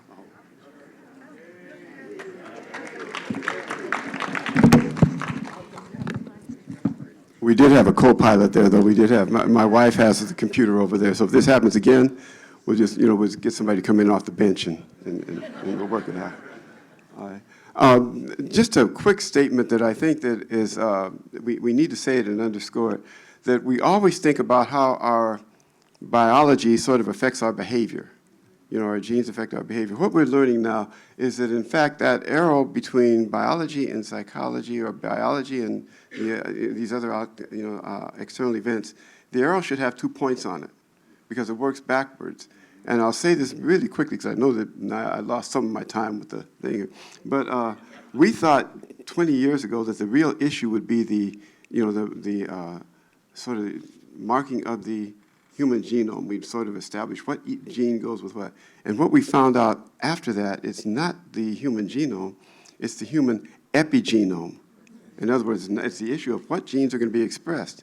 And that's a function of how the environment, how other genes affect the expression of genes. So this idea of these things going back and forth is something you want to keep framed in your mind when you're thinking about the effects of lynching and the effects of these other issues. And so here's a study I want you to think about. And this is a group of rats who are taught to fear a particular odor because every time that odor is presented to them, they get a shock on their little foot. All right? And rats do not like that. Rats, their feet are important because they have, a lot of their memory is place memory. And it's sort of like visual is important to them, but they have ways of the motor system, motor movement, so they're sensitive to that. The offsprings are then presented the odor that was associated with the shock and a loud noise. And then the grandchildren are presented the odor and a loud noise. All right? What happens is that when you present the offspring, the odor that the parents learn to fear and this noise, they show what we call the startle probe reaction, that they're startled by it. When you do it with the grandchildren, the same thing happens, all right? So the actual, we're not looking at the actual visual that we have of this didn't show up on this one, but it shows you that in fact, the stress effects are transmitted across generations. All right? And that's something you want to keep in mind, is that we didn't know that things could be written that way transgenerationally. But people have talked about post-traumatic slave syndrome and all these kinds of issues. And what I'm saying to you is that the animal research is sort of showing us the same kind of thing. All right? All right. This is the second paper I wanted you just to be aware of, and it's something that I have a fear that if our first visual slide didn't show up, the second one may not show up either. But this is a study that came out in Lancet, which is a major British medical journal. It came out last summer. All right? And what they did is it's a complicated study, but I think what you'd want to look at on this thing is that, in fact, we're talking about, they sampled 100,000 African Americans in this study. And they did it across the entire United States, going at urban areas. And what they were concerned about, what they were looking at, is how often do these individuals who were employed report that they had to take a mental health day? Some days you say, I just can't face it today. You know, it happens. All right. Now, I happen to have the kind of job where I've never gone to work. All right. I working at Howard University. I told people this is what I do anyway: run my mouth and try to read. You know, so I never had work at that time. But these individuals were asked, okay, how about mental health days? And then they looked at the location of where they were, at whether or not there had been a killing of an unarmed black individual without any kind of prosecution in that area over that particular time. And so it's a really involved study, but it's a fascinating one to read, because they went in and sort of looked at the historical kinds of events surrounding when they talked to the people, and then they looked at 6 months before and 6 months after that, what was going on. All right. Oh, it did work. I'm surprised. Okay. Now, what you're looking at, this is only an academic slide I got up here, all right, so be patient with it. What you're looking at here is on the x-axis going across there are months before, where it turns gray. At that gray point, that's where the actual event occurs. You're talking about, on the y-axis, the number of mental health days people are reporting. All right? And so right after the gray period, you see a movement up to where I boxed it in. That's that period. Shortly after this killing of an unarmed black person in the particular region, all right, that's where they, in fact, are reporting increased mental health days. Now, they go through, and they went through all kinds of gymnastics, statistical ones and methodological ones, to try to get this effect out of there. Could it have been weather? Could it have been, all kinds of things? And they do all these into the analysis, and it still persists. All right? And the persistent thing is that, in fact, the mental health of individuals is now clearly affected by the fact that these things are going on around us. And I thought that the fact that it was, that it was published in a medical journal is a real step forward, because it means medical people are really recognizing now that these external events are impacting people's overall well-being and health. All right. The lessons from this particular part, can't remember if we're on 4 or 5. I think it's at 4. All right. All right. The traumatic effects of lynching are passed on possibly across generations. All right, there may be intergenerational effects of these things, and that's what we're beginning to study now. And then mental health, of course, impacted. That's what these two studies, which I think are kind of interesting studies, kind of tell us. Finally, on repair, I wanted to just leave where you all took us. And again, I'd love to have my thunder stolen by individuals that are out there doing things and making the world better. So this is an individual who we follow very, very closely in the field of psychology, even though he was a psychiatrist by training. And I always tell people that this individual is similar to Martin Luther King and Malcolm X in the sense that he never saw his 40th birthday. All right. None of those three individuals ever saw it. But the writings that Frantz Fanon did as a psychiatrist affect us even today. All right, affect us today. That He says that, look, if we've got a problem here, it exists on two levels. All right, and if we're going to fix it, he says that there's an economic problem, and he was talking about then colonialism in a lot of his work, but he says that there's a internalization problem. And his point that the two speakers before me said is that, you know, you've got to work on both levels. You've got to work on both levels in order to have any kind of an effect. Waging war on one level and assuming that's going to affect the other, he calls that simply folly. It's not going to work. I like this because, and I should always acknowledge that Ta-Nehisi Coates is a Baltimore person, although he did study at Howard, but that's all right. We'll leave that alone, right? But he voices in this novel, the novel that my wife just read to me because she reads beautifully, and I don't, but she read this novel. He through his Harriet Tubman character in that novel, he says, you know, it really comes down, or Harriet Tubman is saying, it really comes down to memory, all right? Memory is the chariot, memory is the way, memory is the bridge from the curse of slavery to the boon of freedom, all right? And somehow or another, this process of making certain things do not stay buried, very, very important to the overall healing and restoration of people. That these are my, in terms of repair, that I think memories, even the unconscious ones, they impact our health. Those the second generation rats have no conscious recollection of why it is that they show these startle reactions, but they do. There are things that go on in our systems, probably passed on unconsciously, that affect our health that we just simply don't, we simply are not aware of, but they will affect our well-being. I think we must explore both the fabric of the present, the kind of society we're in now. We've got to take a serious look at it. Why certain things come back again and again. Why every time the television comes on, you hope you don't see some tragedy of a young black life being cut short because of some rash decision. That we have to understand the present as well as the past. That memory must be honored and explored as part of this repair process. And of course, I didn't know anyone else would use the R word, but I was glad to hear that there's a very interesting book called Repair that just came out. Frankel is the author, called Repair, that talks about the fact that we're now getting to the point where people in my generation, what we call boomers, all right, people in this generation of Americans will pass down more wealth to the next generation than anyone has ever conceived of in the world. And she's talking about billions and billions, 40, 50 billions of dollars are going to be passed on primarily through the inheritance of property. Black folks have been left out of that equation largely.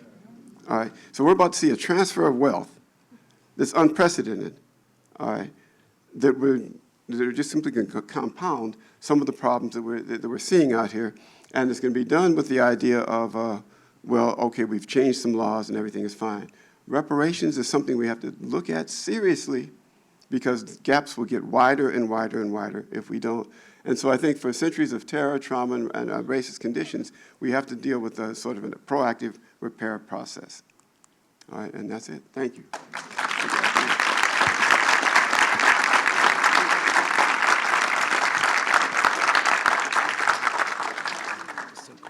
Thank you so much. That was great. You know, there's one thing that I just wanted to add. You're talking about the importance of memory and not losing the memory. And I apologize to people who have heard me tell this story before, but it's relevant right now. And that is that, you know, it never ceases to amaze me that the Greeks who we extol for rationality and philosophy and beauty and those Greek things, they did not have a word for truth, which is stunning. But the word that they did use is alethe, which means not forgotten, literally. So there you go. So listen. Yeah. There is a case that you all will hear about. Psychologists always talk about a case of an individual. They called him HM. His real name was Henry Mollison. And somebody, because he had severe, severe seizures, they took out part of what's called his hippocampus in his brain and a little bit of the temporal lobes. And Henry Mollison could no longer make new memories. So he lived maybe 30 or 40 years unable to remember the next day, what happened to him the previous day. You've seen some movies on this kind of thing. One of the things that's not talked about with Henry Mollison is that it really impacted his use of his imagination also. And so I think that when we cut out memory, we might be making a frontal assault on our imaginations, and it's innovation in imagination that allows us to sort of move forward. That makes us human. Thank you so much. So everyone, we've reached halftime here. I want to take a kind of a quick break because we're a little bit behind, and I want to make sure that we have enough time for our people who are going to be part of our coalition group later on. I would ask one favor. I think I lost a file folder. If anyone sees a manila folder, you'll know it's mine because it's got some blank checks in it. So I would take it. Just keep one of the checks and give me the rest back, and be all right. Thank you very much. 5 minutes.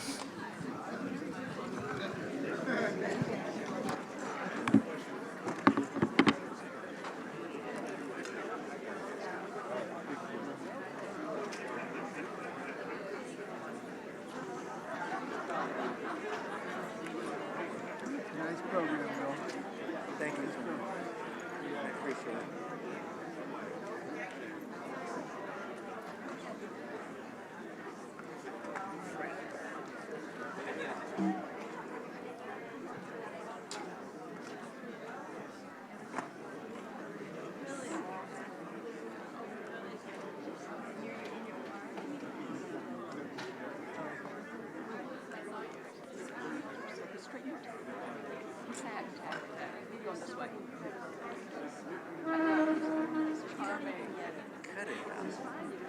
Cut it out.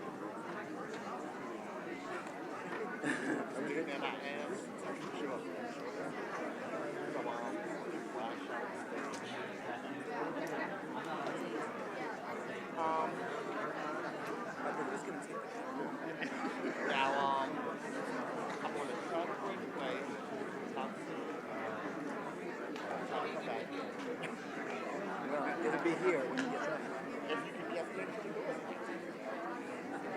When we leave. Do my best. I'm going to miss my train for sure. All right. I'm going back to I want to try to stay. Thank you very much. If they want to discuss, I'm gonna hand it to them. There's a separate committee with subcommittee, 4 people, all historians. I'm gonna give it to them. All right. Thank you. I was curious, is there going to be a Q&A for the memorial project in general later? We can do it. Yeah, sure, absolutely. Okay, cool. Enjoying it in the car, it's great. Thank you. You're doing it wonderfully. You can't even imagine how stressful this was. You can't imagine. I had, the animations that were in there. The guy that was doing the animations is from, pardon, I just want to find what I need to find here. He's in California.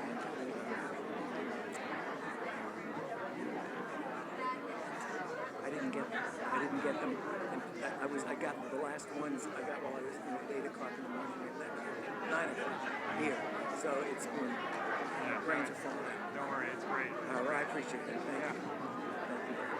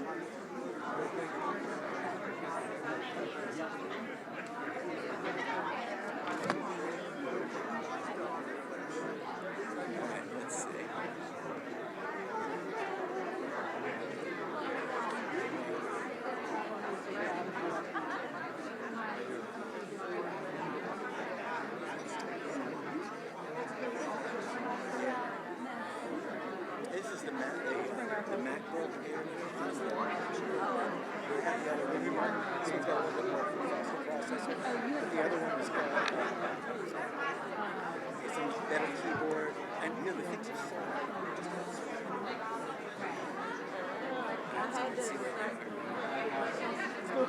This must be you, no name. Don't look any of that look familiar? What's it called?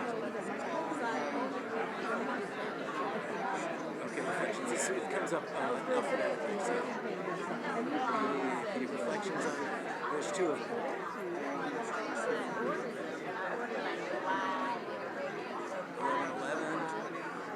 11, 12. That's supposed to be it, right? So what I'll do is I'm just going to drag this. Whoops.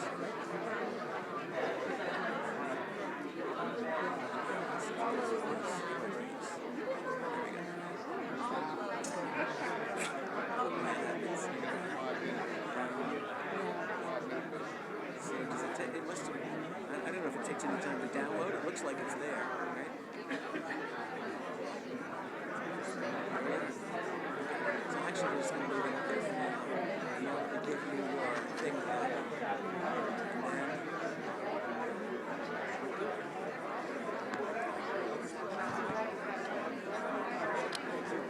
Hey, Charles, I got a question.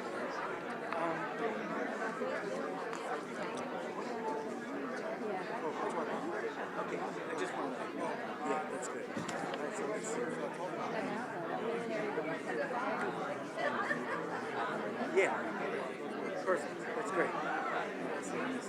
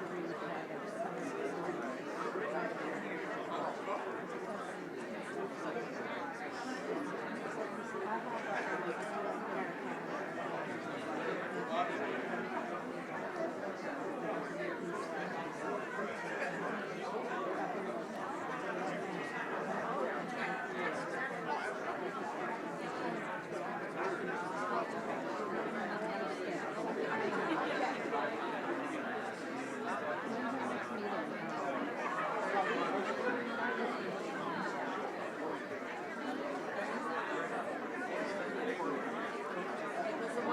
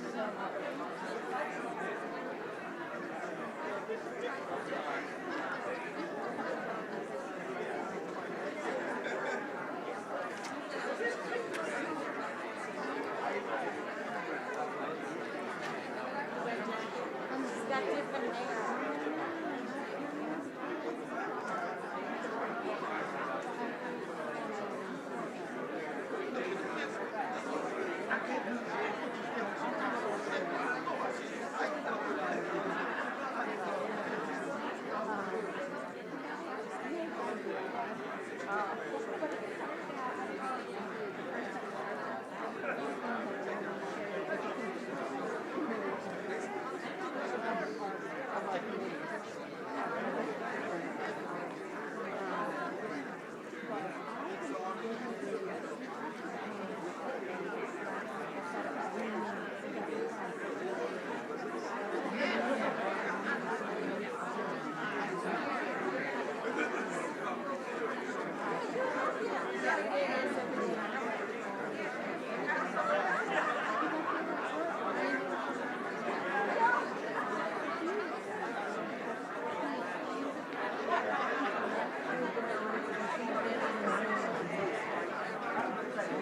I think I'm good.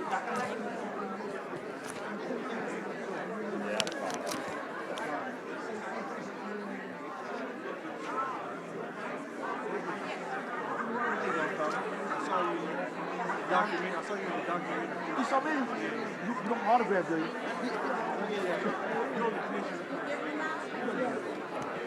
How you doing?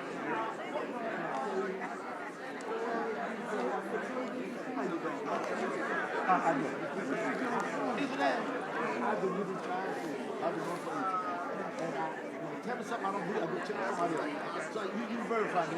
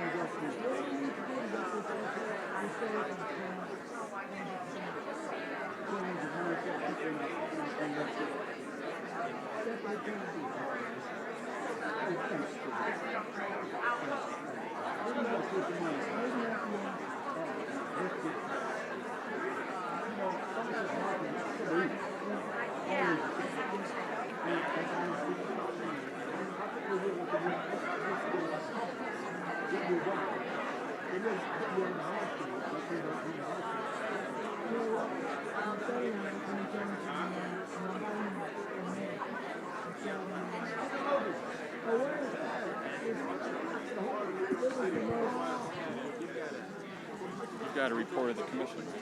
David? Yeah, that's who's going to, oh, that's right. And then and that's going to be, that's a like 5-minute thing. Okay. Right. Thank you for the reminder. Okay, everyone, can we get back in our seats? That would be great. Tony Cohen, you would be great. Yeah. No, I want you to stand up there. Yeah. Is David? You good? Right.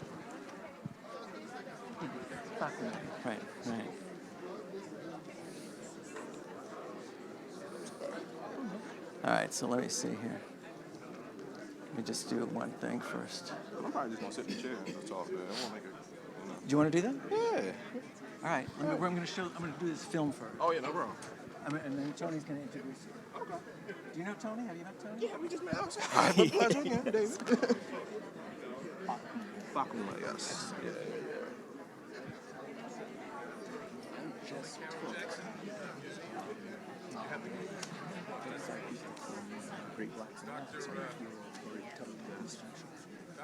Thank you very much. Thank you very much.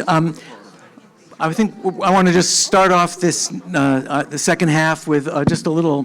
We saw some scenes of the Poolsville soil collection earlier at the beginning of the program, and this is something Jay Mallon, right? Jay Mallon put together. Jay, are you here? Awesome. All right, thank you for this, and here it is. Whoops. While much is known about George Peck's death, little... How did you like it so far?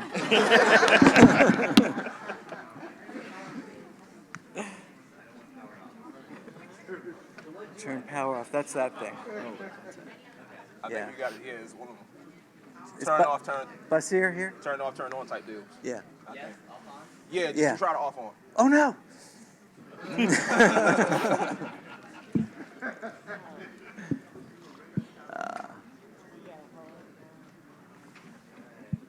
That's good. Just let it go.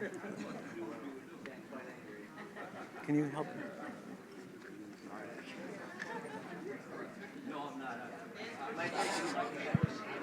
Does it have to warm up? I could just reenact it.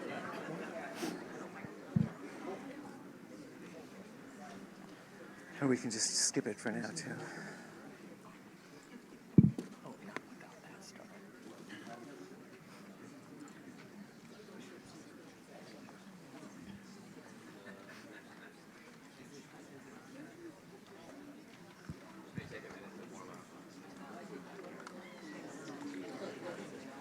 Some things are happening. Well, it's here, but it's not. It's over there that the problem is. What do you think? Are we gonna lose it? In a minute. People are still settling. Why don't we show it afterwards? Why don't we just let David do his thing? We'll show it afterwards. Okay. So we're gonna hold on this for a couple of minutes, and hopefully we'll get back to it after we hear from David Fakunle. And this is Tony. Introduce. Good afternoon, everyone. Excellent. My name is Tony Cohen. I am a board member of the Maryland Lynching Memorial Project and a board member of the Montgomery County Lynching Memorial Project.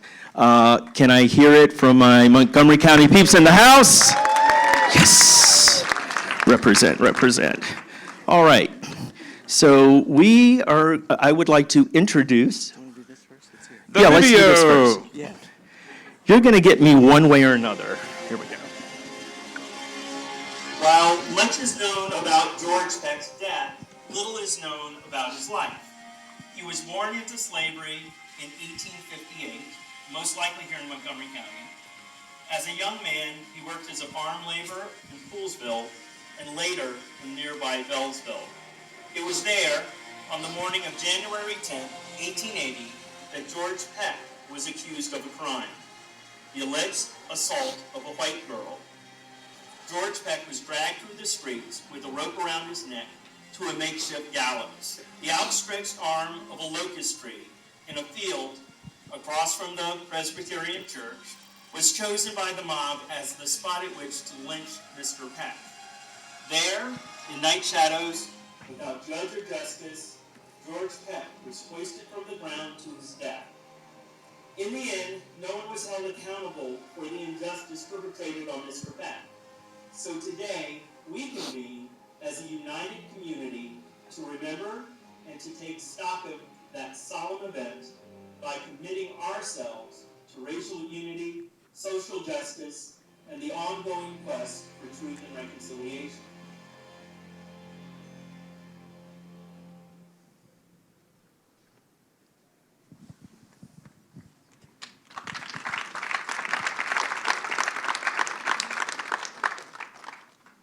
Thank you, Jay. Tony, it's all you.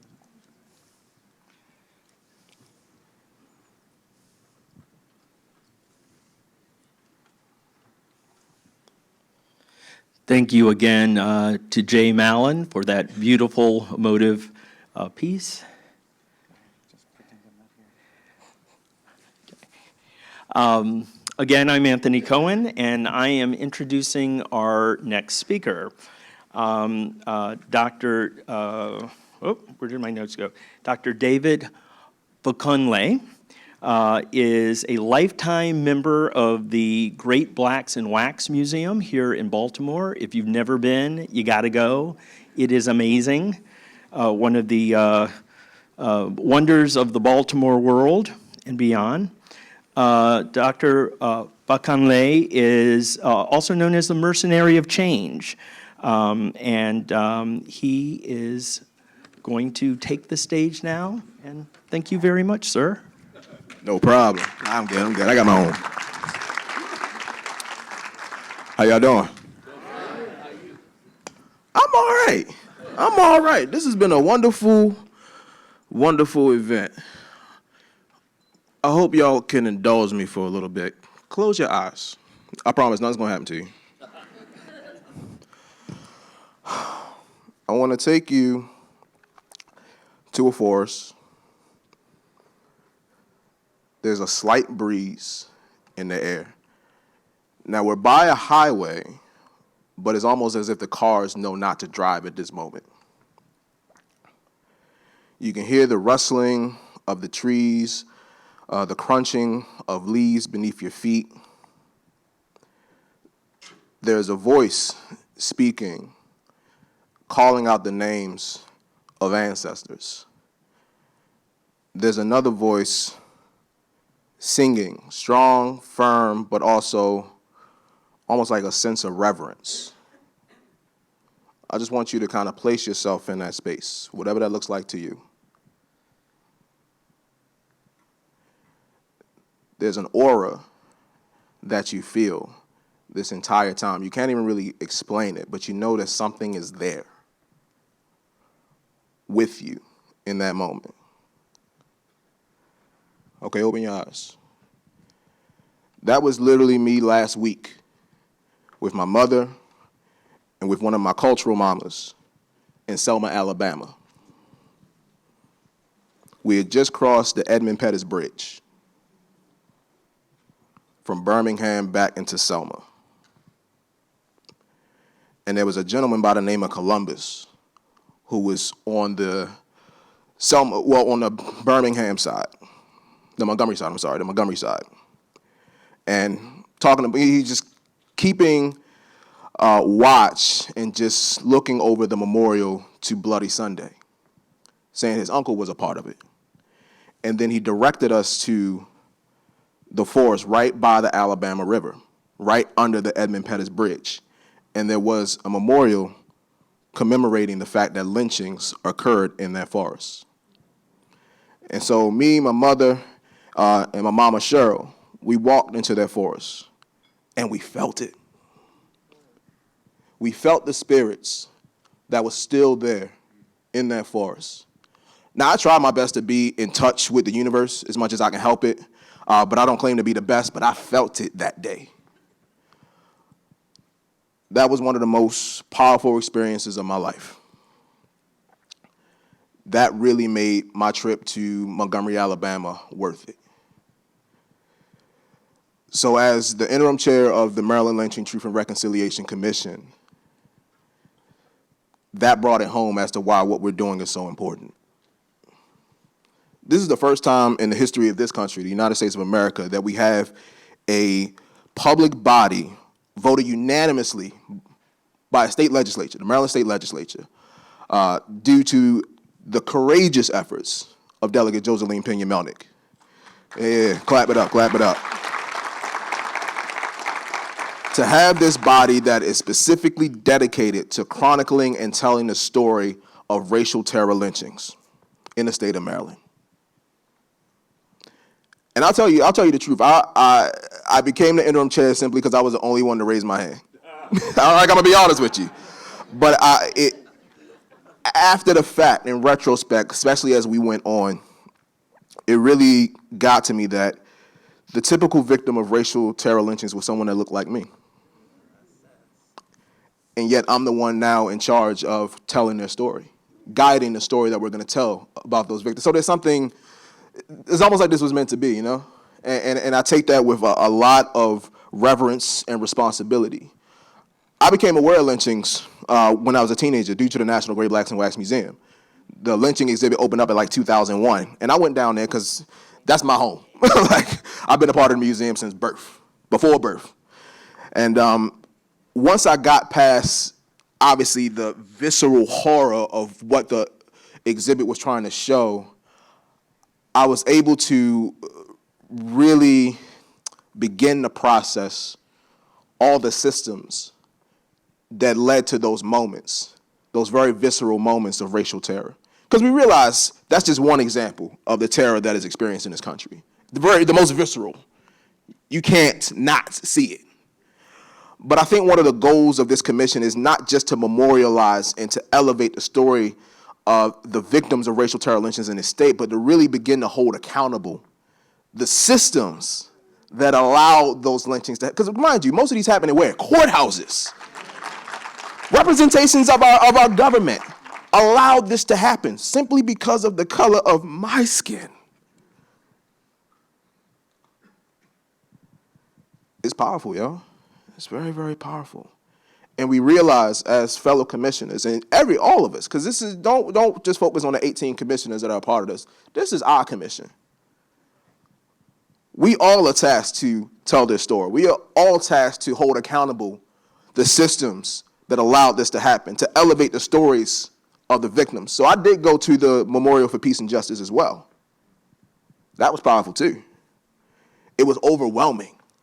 All the names, even all the unknowns that were in that space. And then when I came to the end, I saw the duplicates of those monuments. So I don't know if this is going to get me in trouble, but I'm telling you now, Will, fellow commissioners, one of our recommendations is that those duplicates are coming to Maryland.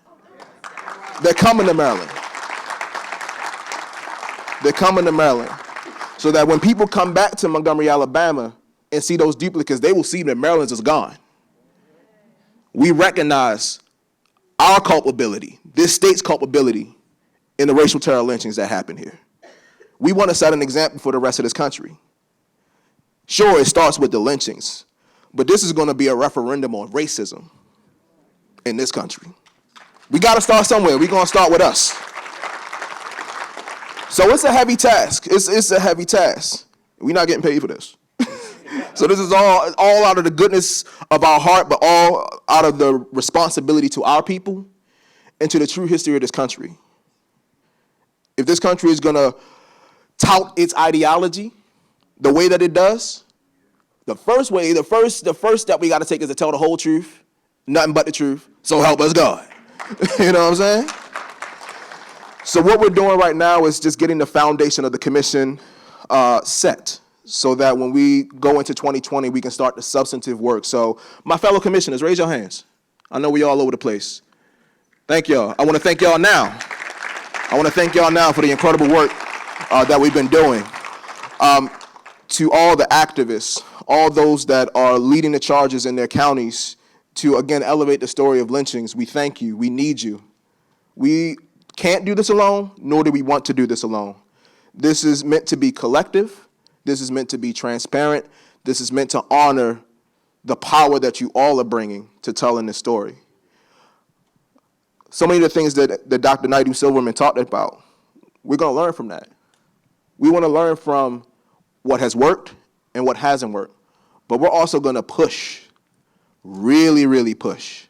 There is nothing off the table for us as a commission. I appreciate Delegate Pena-Melnick for writing that into the law. Gives us a lot of leeway. A lot of leeway. And I'm going to tell you now, I'm an unabashed opportunist. We're going to take some chances. But we're going to make sure we do this right. We're going to make sure all our ducks in a row, because the more that this gets out, oh yeah, there's definitely going to be some pushback. Bring it. Bring it. This is long overdue. I think we all know that. So I'm preaching to the choir here, so I ain't got to sell y'all on this. But all I'll say is this. Again, thank you. This didn't start with us. This has been happening for generations. And we know that there are so many stories out there, not just the stories of the victims and their families, but even the perpetrators, the spectators. I couldn't imagine being a little kid, seeing this, having no idea what's going on, and the trauma that was left with me after seeing something like that. So there's plenty of victims in these circumstances, and we need to honor all of that. We need to allow the space to heal on all sides. We need to allow the space for understanding on all sides. Because if you don't think people were brainwashed so that they could convince themselves that what they were doing was fine because these people aren't even human, what do you call it? What do you call that? So we need to honor that too and allow them time to heal and the space to heal and to understand and to work to rectify the situation. Because I believe that all of us as human beings want the same thing. We want love. We want peace. We want understanding. We want justice. We want to be seen. We want to be acknowledged. We want to be heard. We want to be felt. So when we say, you feel me? We truly mean that. Do you feel me? So that is the aim of this commission. And the work is just beginning. We welcome your insight. We welcome your wisdom. We welcome your efforts, your resources. Again, we need you. And we thank you. And you're going to respect our existence, or you're going to expect our resistance. Respect our existence, I'm sorry. So that's why I wore this shirt. I've never worn this shirt until today. I'm not the biggest fan of like long sleeve shirts. Like, I'm really not, but I'm gonna stand up so y'all can see it. This is what we want ultimately. Respect our existence or expect our resistance. Oh, well, you know what? I'm feeling good right now. All right, can we repeat that to me?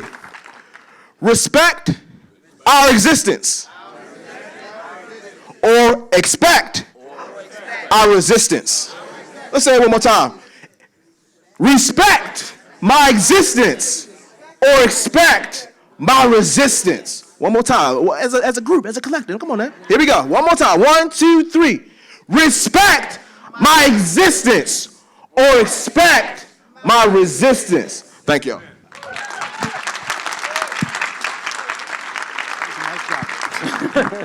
Thanks so much. Good luck following that. I'm going to try to follow that the best I can. I'm indeed thankful, though, that Brother David is heading this commission. We need passionate people behind the helm of this commission to see it to where it needs to go. My name is Charles Chavis. I am assistant professor of history and conflict resolution at George Mason University, but I come by way of Morgan State University as well, where I received my PhD in 2018, and worked closely with several individuals named, including Dr. Simone Barrett, as well as the individual whom I'm going to introduce. So I'm not going to stand between you all and lunch anymore. I'm going to go ahead and get started. So for over 30 years, Pace McConkey has served as a civil rights attorney advocating for civil rights at all levels of the educational system. Over the years, Mr. McConkey has served in a number of prominent positions, serving as a staff member to the late Senator Edward M. Kennedy on the Education and Labor Committee. He also served as Assistant General Counsel for the National Association for the Advancement of Colored People. This is where he received the prestigious honor as being named the NAACP Attorney of the Year at the National Convention in 1994. Shortly thereafter, 1998, he became Assistant Attorney General and Principal Counsel to the Maryland Higher Education Commission. Since 2010, he has served as the Director of the Robert M. Bell Center for Civil Rights and Education, established at Morgan State University, where he continues to fight for racial equity in education. Ladies and gentlemen, please join me in welcoming Mr. Pace McConkey.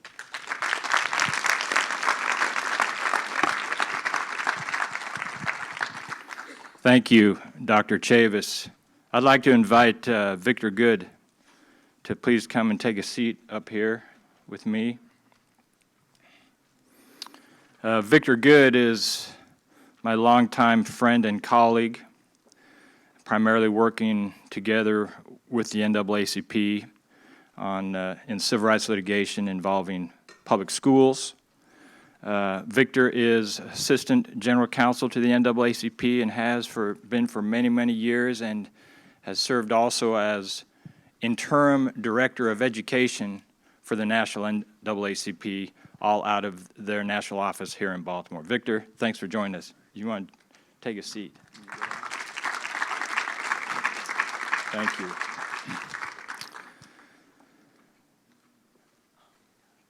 The state of Maryland continues to maintain and perpetuate a separate and unequal system of higher education that is segregated by race and which discriminates against the students that attend the state's 4 historically black institutions in violation of the 14th Amendment to the Constitution and Title VI of the Civil Rights Act of 1964. Thus, I have just quoted Judge Catherine C. Blake, Federal District Judge in Maryland, in her recent ruling in the case of Coalition for Equity and Excellence in Maryland Higher Education versus the Maryland Higher Education Commission et al., pending litigation in federal courts. I'll repeat one more time. The state of Maryland continues to maintain and perpetuate a separate and unequal system of higher education that is segregated by race and which discriminates against the students who attend the state's 4 historically black institutions in violation of the 14th Amendment to the Constitution and Title VI of the Civil Rights Act of 1964. Did all of you know that? That is the current status of higher education in the great state of Maryland. A pending case now before the U.S. Court of Appeals for the Fourth Circuit. So, now that I have your attention,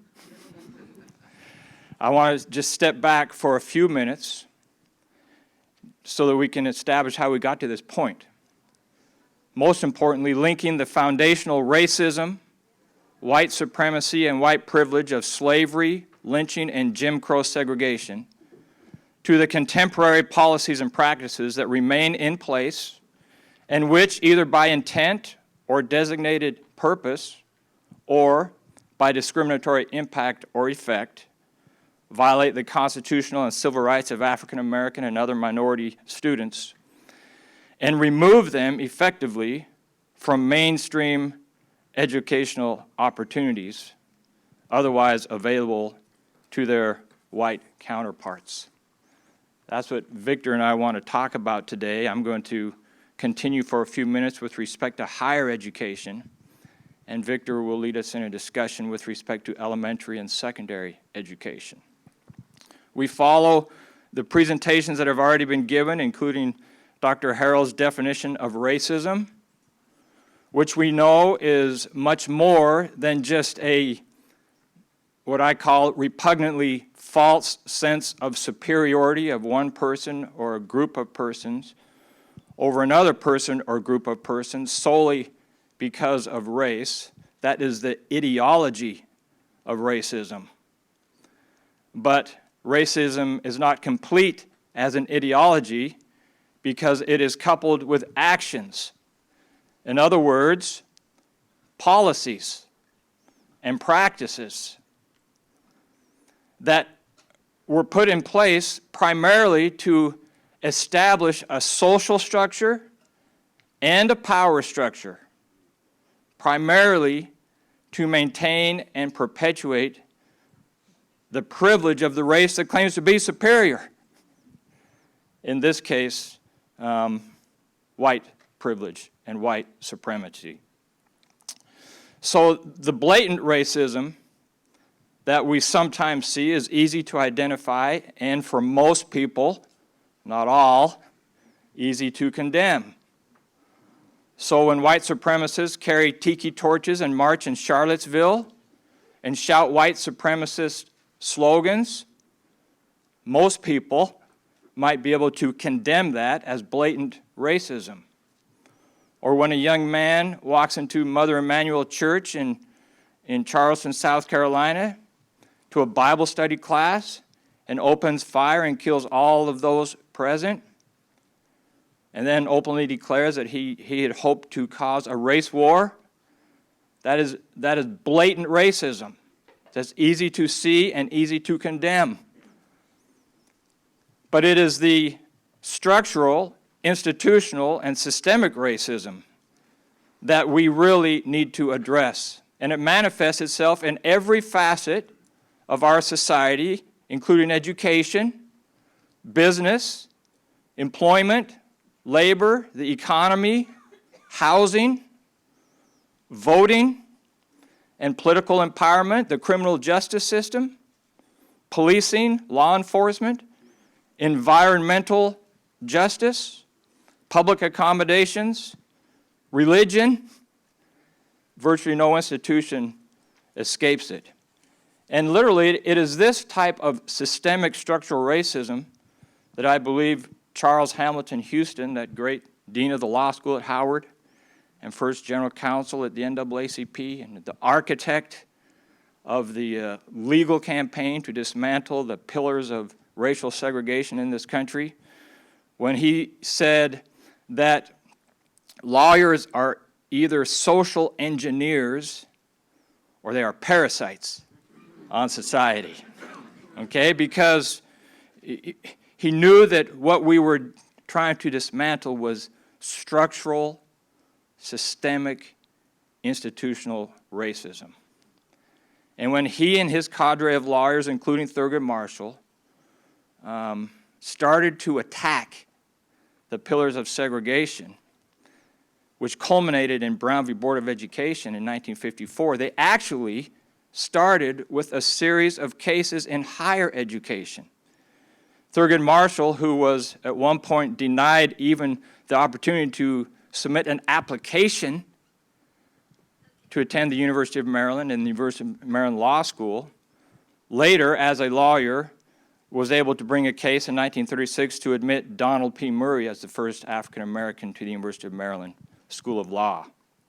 In other cases, like Missouri X. Rel. Gaines v. Canada, Sweat v. Painter, McLaren v. Oklahoma, a series of precedents were set in higher education by identifying and challenging and attacking higher education policies and practices that were discriminatory and segregative. And that resulted in the ultimate conclusion of Brown that separate was inherently unequal, and that education, where the state undertakes to provide it to anyone, is a right that must be made available to all on equal terms. Now, throughout the South, including Maryland, despite further mandates that this ruling be implemented with all deliberate speed and that the eradication of vestiges of segregation be fulfilled root and branch, there was considerable recalcitrance and resistance. And an ultimate ruling of the courts held that if there is any continuing policy or practice in our schools, including colleges, that would foster discrimination on the basis of race or perpetuate the conditions indicative of the former segregated system, then they must be addressed and eliminated. So Brown was 1954. In 1964, the Congress had to pass the Civil Rights Act, including Title VI, to prohibit discrimination on the basis of race in any program that receives federal funding, like our schools, and the millions of dollars that colleges and universities in Maryland receive from the federal government. In 1968, the Adams v. Richardson cases were filed seeking federal order compelling the Department of Health, Education, and Welfare, which is now the U.S. Department of Education Office for Civil Rights, to perform its responsibilities and enforce compliance with Title VI upon the states with the jury-segregated systems of higher education. That was in 68. In 1969, I will call OCR, came to Maryland and said, you are one of those states, and you are not in compliance with federal law, and actually threatened to remove federal funds from Maryland's system of higher education. In response, Maryland filed a lawsuit to seek an injunction against the federal government from prohibiting or from eliminating federal resources to our system of higher education. That resulted in a rather lengthy lawsuit, and it wasn't until 1980 and 1985 that Maryland agreed to its first desegregation plan that was acceptable to the federal government. A two-part segregation plan, the continued integration of Maryland's traditionally white institutions through a portfolio of enrollment goals, recruitment measures, retention efforts, and affirmative action plans. And two, the enhancement of Maryland's historically black institutions to ensure that they are comparable to and competitive with the TWIs with respect to operating budget, capital facilities, and new academic programs. In 2006, following two more agreements that the state of Maryland entered into with the Office for Civil Rights, a lawsuit was filed against the state of Maryland by a coalition of students, alumni, faculty, and supporters of the four historically black institutions in Maryland, claiming that the state of Maryland had failed to dismantle its de jure system of segregation and claiming that it had not only failed to do it, but that it continued to maintain and perpetuate policies and practices that would keep that segregated and discriminatory system in place. I've already recited to you the holding of the court in 2013, finding that to be so. In a nutshell, the court, despite evidence that was presented with respect to policies and practices for funding of these schools, budgetary practices, the allocation of missions to these institutions, what the court found was that the way the state of Maryland approves and assigns academic programs to its various campuses across the state, and the way in which it unnecessarily duplicates the programs at the historically black colleges at the geographically proximate, traditionally white institutions, was part and parcel of the original segregated system. In fact, it was the means by which Maryland established segregated institutions of higher education. It created institutions with programs for black students and institutions and programs for white students, and did not allow the races to mix. And maintained those policies for decades and decades before Brown. And what the court recently held is that it maintained those policies and practices for decades after Brown. And they remain in place today in violation of the rights of students who go to HBIs. And the court said a remedy is required. And it set forth in its ruling a framework for that remedy to fix the constitutional violation and problem. One, it must cease and desist from its practice of unnecessary program duplication. Two, it must enhance the existing programs at the historically black institutions to make them viable well into the future. Third, there must be an influx of new, high-demand programs at the historically black institutions that will remain unique to the historically black institutions, not duplicated elsewhere. Four, with respect to these new high-demand programs, the state must establish academic niches or areas of excellence for each of the 4 HBIs so that they are identifiable by their academic programs and their missions. The court also in its framework said that there must be or may need to be some transfer of programs from the traditionally white programs, schools, back to the historically black institutions. It then said that there may need to be some collaboration among these institutions, all for the purpose of enhancing the educational opportunity of African Americans who choose to attend these institutions, consistent with the historical missions of the institutions, and also to make these institutions comparable to and competitive with their traditionally white counterparts so that they might be attractive to students of all races. The state of Maryland appealed that liability order. It also followed, that trial was followed by a lengthy remedial trial where the court issued a remedial order basically to do everything I just recited to you with one addition, that there would be a court-appointed special master, and I apologize for the court for the use of that phrase, in a legacy of slavery, lynching, and Jim Crow case, but that's a judicial term, right, Judge Bell? So a special master would then work with the judge and the parties to identify what those academic niches or areas of excellence will be for the 4 HBIs and what exactly those programs will be implemented at the HBIs, and then cost it out, and the court would order the implementation of the programs at whatever it may cost. You may have read that there have been negotiations going back and forth. Suffice it to say that no settlement has been reached, and that case now is pending before the U.S. Court of Appeals for the Fourth Circuit, having been argued last December, almost a year ago.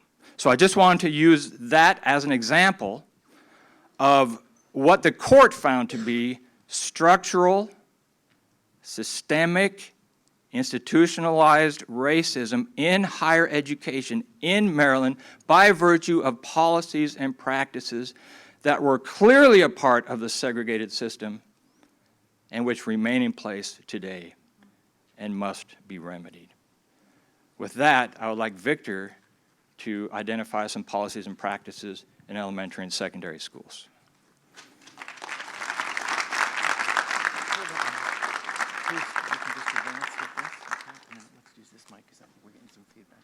Oh, okay. Can I advance with this? You can if you want. Yeah, I'll do that. I'll just stand over here if you're using it. How do you get the thing on? Good? Yeah, cool. All right. Good morning. I thank PACE for the invitation, and I bring you greetings from the National Office of the NAACP. I can't help but following up on Pace's comment about the special master. I can't resist. So last October, and this is a school conditions case. Last October, we got this anonymous letter from some folks in a little town in Louisiana called Jonesville. Can y'all hear me? Jonesville, Louisiana. And they were complaining about not enough books, fungus and mold in the books, kids having to share books because there weren't enough, not enough certified teachers it was in the girls' bathroom, the stalls on the doors on the stalls, they were all broken and there was just no privacy. Have y'all heard of the wrong side of the tracks? Well, this was the wrong side of the tracks. And believe it or not, this school district was under a school deseg case, a case being prosecuted by the Department of Justice against the school district. And yet you had these problems. Kids were even protesting, boycotting the classes because of these terrible conditions. But in response to this request for help, we got permission from the court to file an amicus brief or friend of the court brief.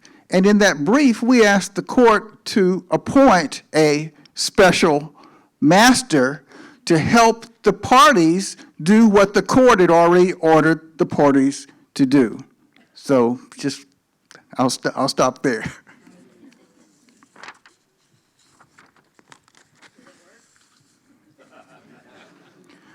One of the problems, in response to the question, did it work? One of the problems that we're seeing in this case, which is an old problem, is resistance. Resistance to this effort to desegregate. Now, probably the classic cases of resistance, one of the Brown cases was from South Carolina, and there was a reverend who did most of the organizing in that case. He was a principal and a preacher. Would you believe they burned down his church? They fired him. They fired his wife and some relatives who were teaching at the school. Night riders shot into his house. He called the police. They didn't come, and he called them back, still waiting for them to come. They didn't come, and then they burned his house down. And then, when they fired into his house, he returned fire. And they charged him with attempted murder, something like that. So he had to flee. Now that's resistance. That's resistance. And then in another one of the Brown cases from Virginia, when the court finally issued the order, This was Prince Edwards County, Virginia. Would you believe they closed the school? I don't mean just they closed it over Christmas. I don't mean they just closed it for, the semester. They closed it for 5 years. Now that's resistance.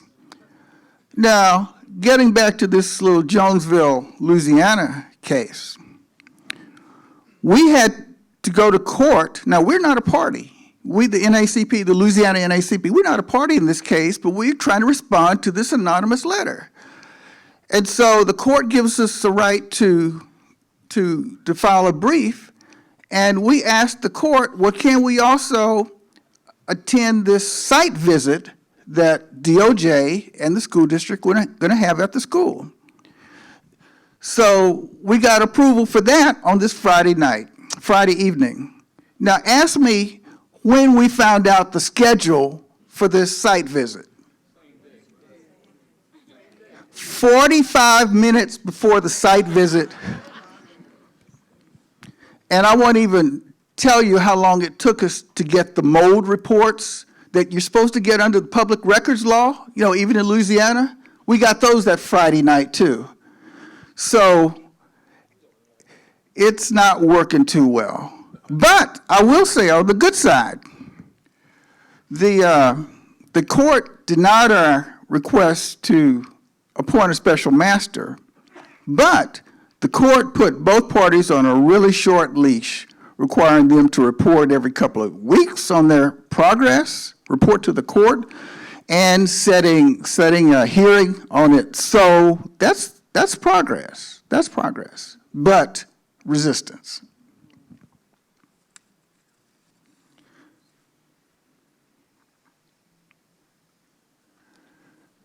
Now, I was going to talk about the context of race in public schools, but after hearing watching the documentary about, remember Howard Cooper, the Howard Cooper documentary? One sentence: they didn't want to do a lynching on a Sunday. That might be a metaphor for the contradictions in the promise of the 14th Amendment within the ed context. That flag up there in the picture, that's a flag that flew on our New York office in the early 1900s in the midst of all the lynchings.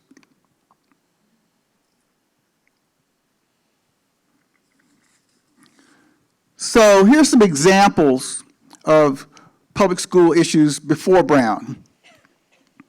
Catonsville in the 30s had a black elementary school, but Baltimore County refused education to black students past the 6th grade and required black students seeking additional education to pass an elementary school exit exam. Talk about a high-stakes exam. If the students passed, the county would pay for their education. Margaret Williams failed the exam twice. Her parents demanded that the county either create a high school for black students or admit them to the county schools. Thurgood Marshall represented the Williams and Scott in their unsuccessful suit, but 2 years later, the county arranged for high school curriculum to be taught at 3 black elementary schools, essentially creating black high schools. Now, I don't know about the quality of the teachers that they brought to this high school curriculum in elementary school. I don't know about the funding that they provided for this high school curriculum in elementary schools, but that was something. Mills versus Board of Education of Anne Arundel County. So this case challenged, a Maryland statute that set lower minimum salaries for teachers at colored schools than for teachers at all-white schools. In 1939, the district court ordered Maryland to cease salary discrimination based on race. Another example, Kerr versus Enoch Pratt Free Public Library of Baltimore City. It was a federal challenge to be admitted for Ms. Kerr to be admitted to its instructional class for prospective librarians. The court said the denial based solely on her race was unconstitutional state action because Pratt Library was completely owned and controlled by the state. Now, there were some other cases during this period where kids sought, seemed like technical, maybe post-high school education, but the education providers were private companies. And those cases were not so successful. Also, in '42, the Baltimore Blacks demanded that the school board provide Black representation.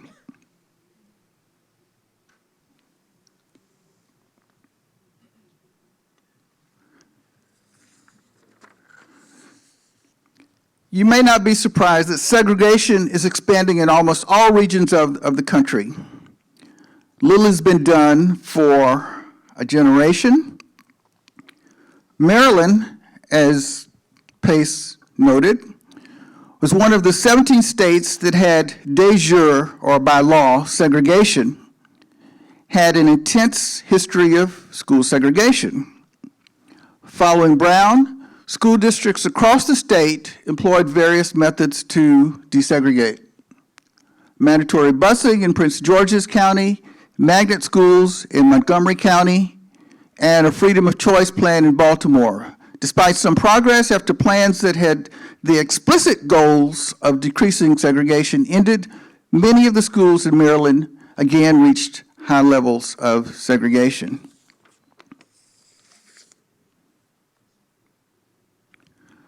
But it's not just segregation. A recent General Accounting Office report showed that the share of K through 12 schools with students who are poor and mostly Black and/or Latino is growing.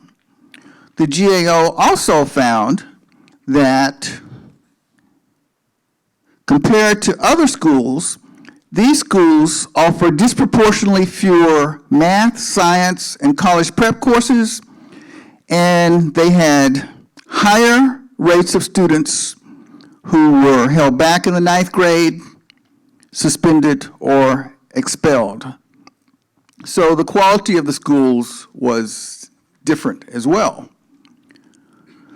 We must also work to ensure that students in segregated classes and schools get what they need for success.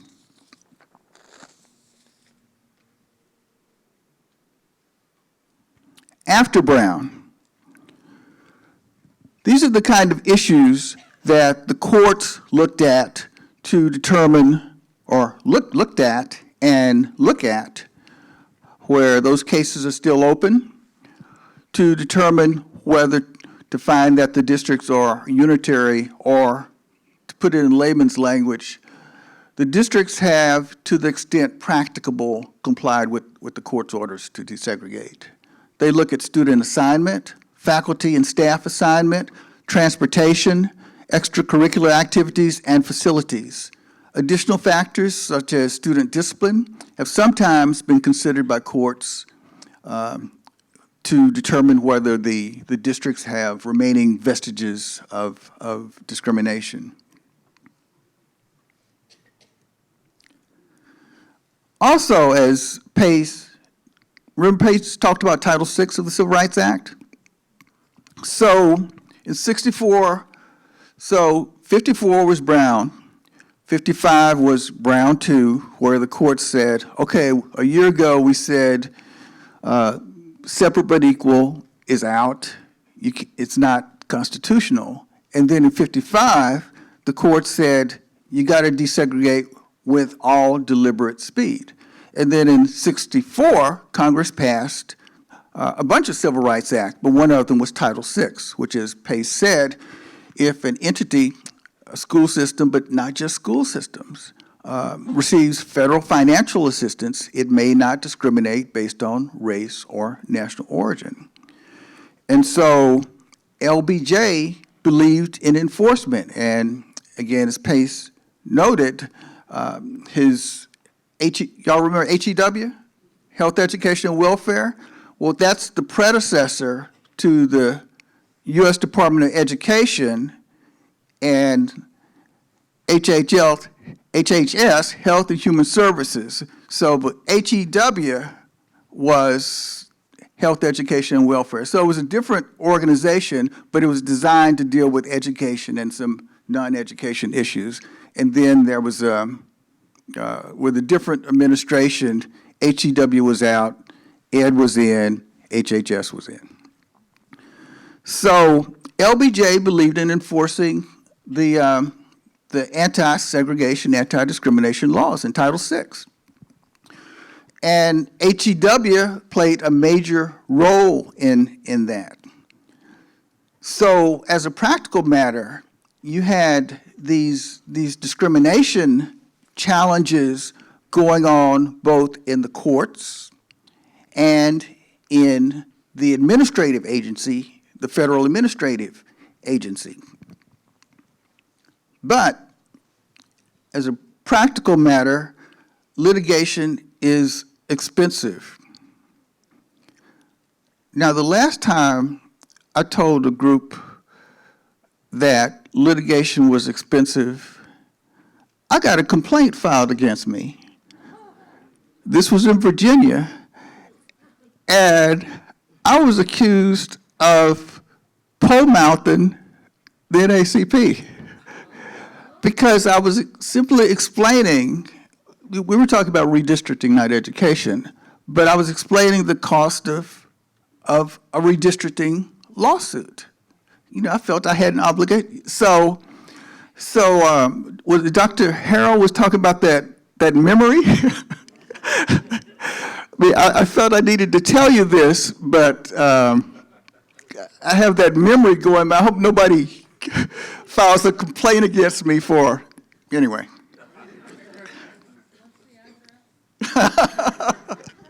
Speaking of the address, it's 4805 Mount Hope Drive, but we are moving, and I'm not going to tell you the new one.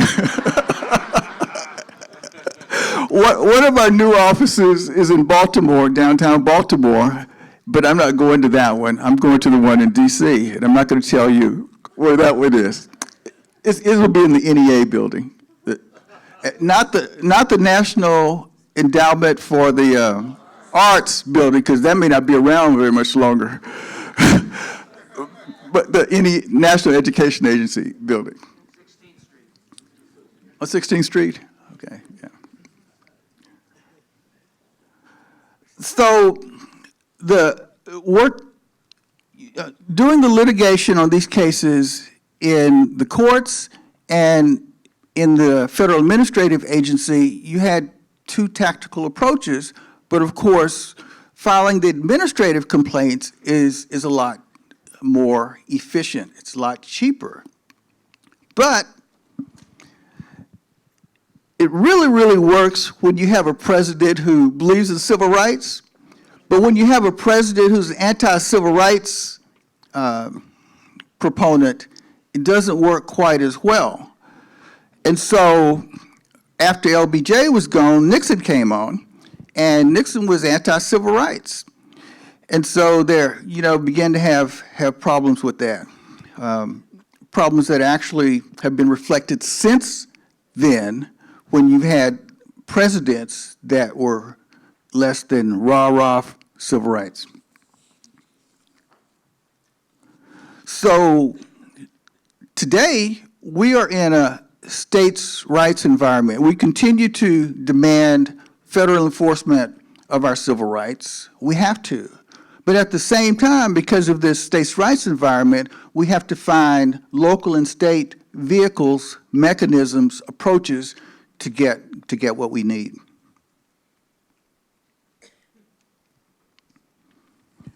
So these are what I call post-Brown school priorities. The previous slide.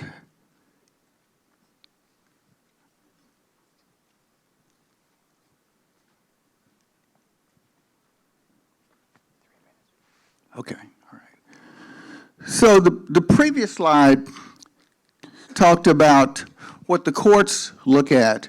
These are like policy provisions, policy priorities that we see in our schools today, whether we're talking about a court case or whether we're talking about kids who need help. And, you know, they range from supporting public education, opposing privatization with public money, targeted adequate funding, universal high-quality pre-K, effective teaching in every classroom, fair discipline, more time for more learning, diversity, parent-community engagement. And then on the right side, these are priorities under the Every Student Succeeds Act, the law that replaced No Child Left Behind. I mean, I suspect that most of you probably know one of these is timely support for struggling students. It sounds so good, but how many of you know struggling kids who, they can't wait for the state's timetables to kick in? They need help yesterday, otherwise we're going to lose them. And so that's one of the challenges, is how to get these kids the help they need, like right now. And it's not impossible, but it's more than a notion, because there are lots of these kids. 1 minute? 1 minute. I would be remiss if I didn't talk about the importance of literacy. Literacy wasn't listed as one of those priorities, but literacy or illiteracy is at the bedrock of many of our problems. If you just look at the fourth grade reading scores for NAEP 2019 for Maryland, 22% of Black and 22% of Latina students in Maryland who took it scored at or above proficient. That's abysmal. And so one of the practical questions for your school systems and for state education officials, indeed for political officials, is, so what is your literacy program? Actually, there's a state of Maryland literacy program. But like someone said in the past, having a program is one thing, how it gets implemented is a whole another thing. I'm down to about 15 seconds. And so I didn't get to talk about the silos, and, you know, education advocates tend to talk about education. And so as an example of that, like, folks hate closing Black schools, at least my NACP affiliates. They hate it when school systems decide they're going to close black schools. But very often, the education folks may not be looking at the bigger pictures because they're focused on the schools. And some of these school closings, the school closings are only part of a bigger redevelopment picture plan where they're either displacing Blacks or they're keeping Blacks from being able to move into redeveloped developments. And so the silo thing is, it's important for the education folks and the housing and economic development folks to kind of work together so that we can get the big picture as well as the little picture. And my time is up. Thank you so much.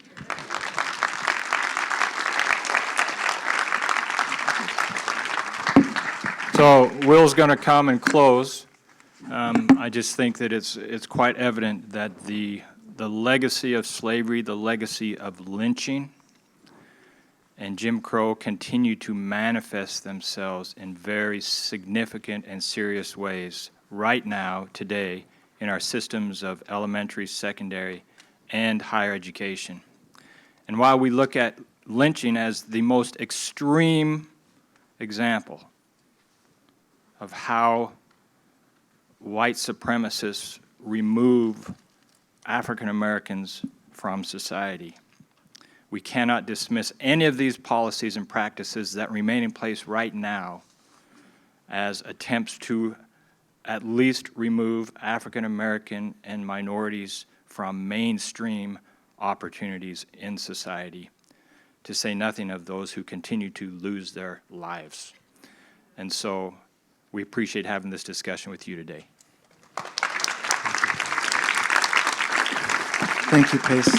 Thank you, everyone. Before class is dismissed, I did want to mention, for the people who are going to the lunch with the commissioners and the county coalition leaders, David Fakunle and Charles Chavis will lead you across to where that is taking place. They'll be out in the lobby. Please meet them there. Everyone else, thank you so much. I hope it was a worthwhile day for you. I mean, one thing that I'm going to carry from this is that, you know, truth and reconciliation is more than digging soil and putting up signs, right? It's about committing acts of social justice, and I know all of you here feel the same way and are committed to that, and I thank you.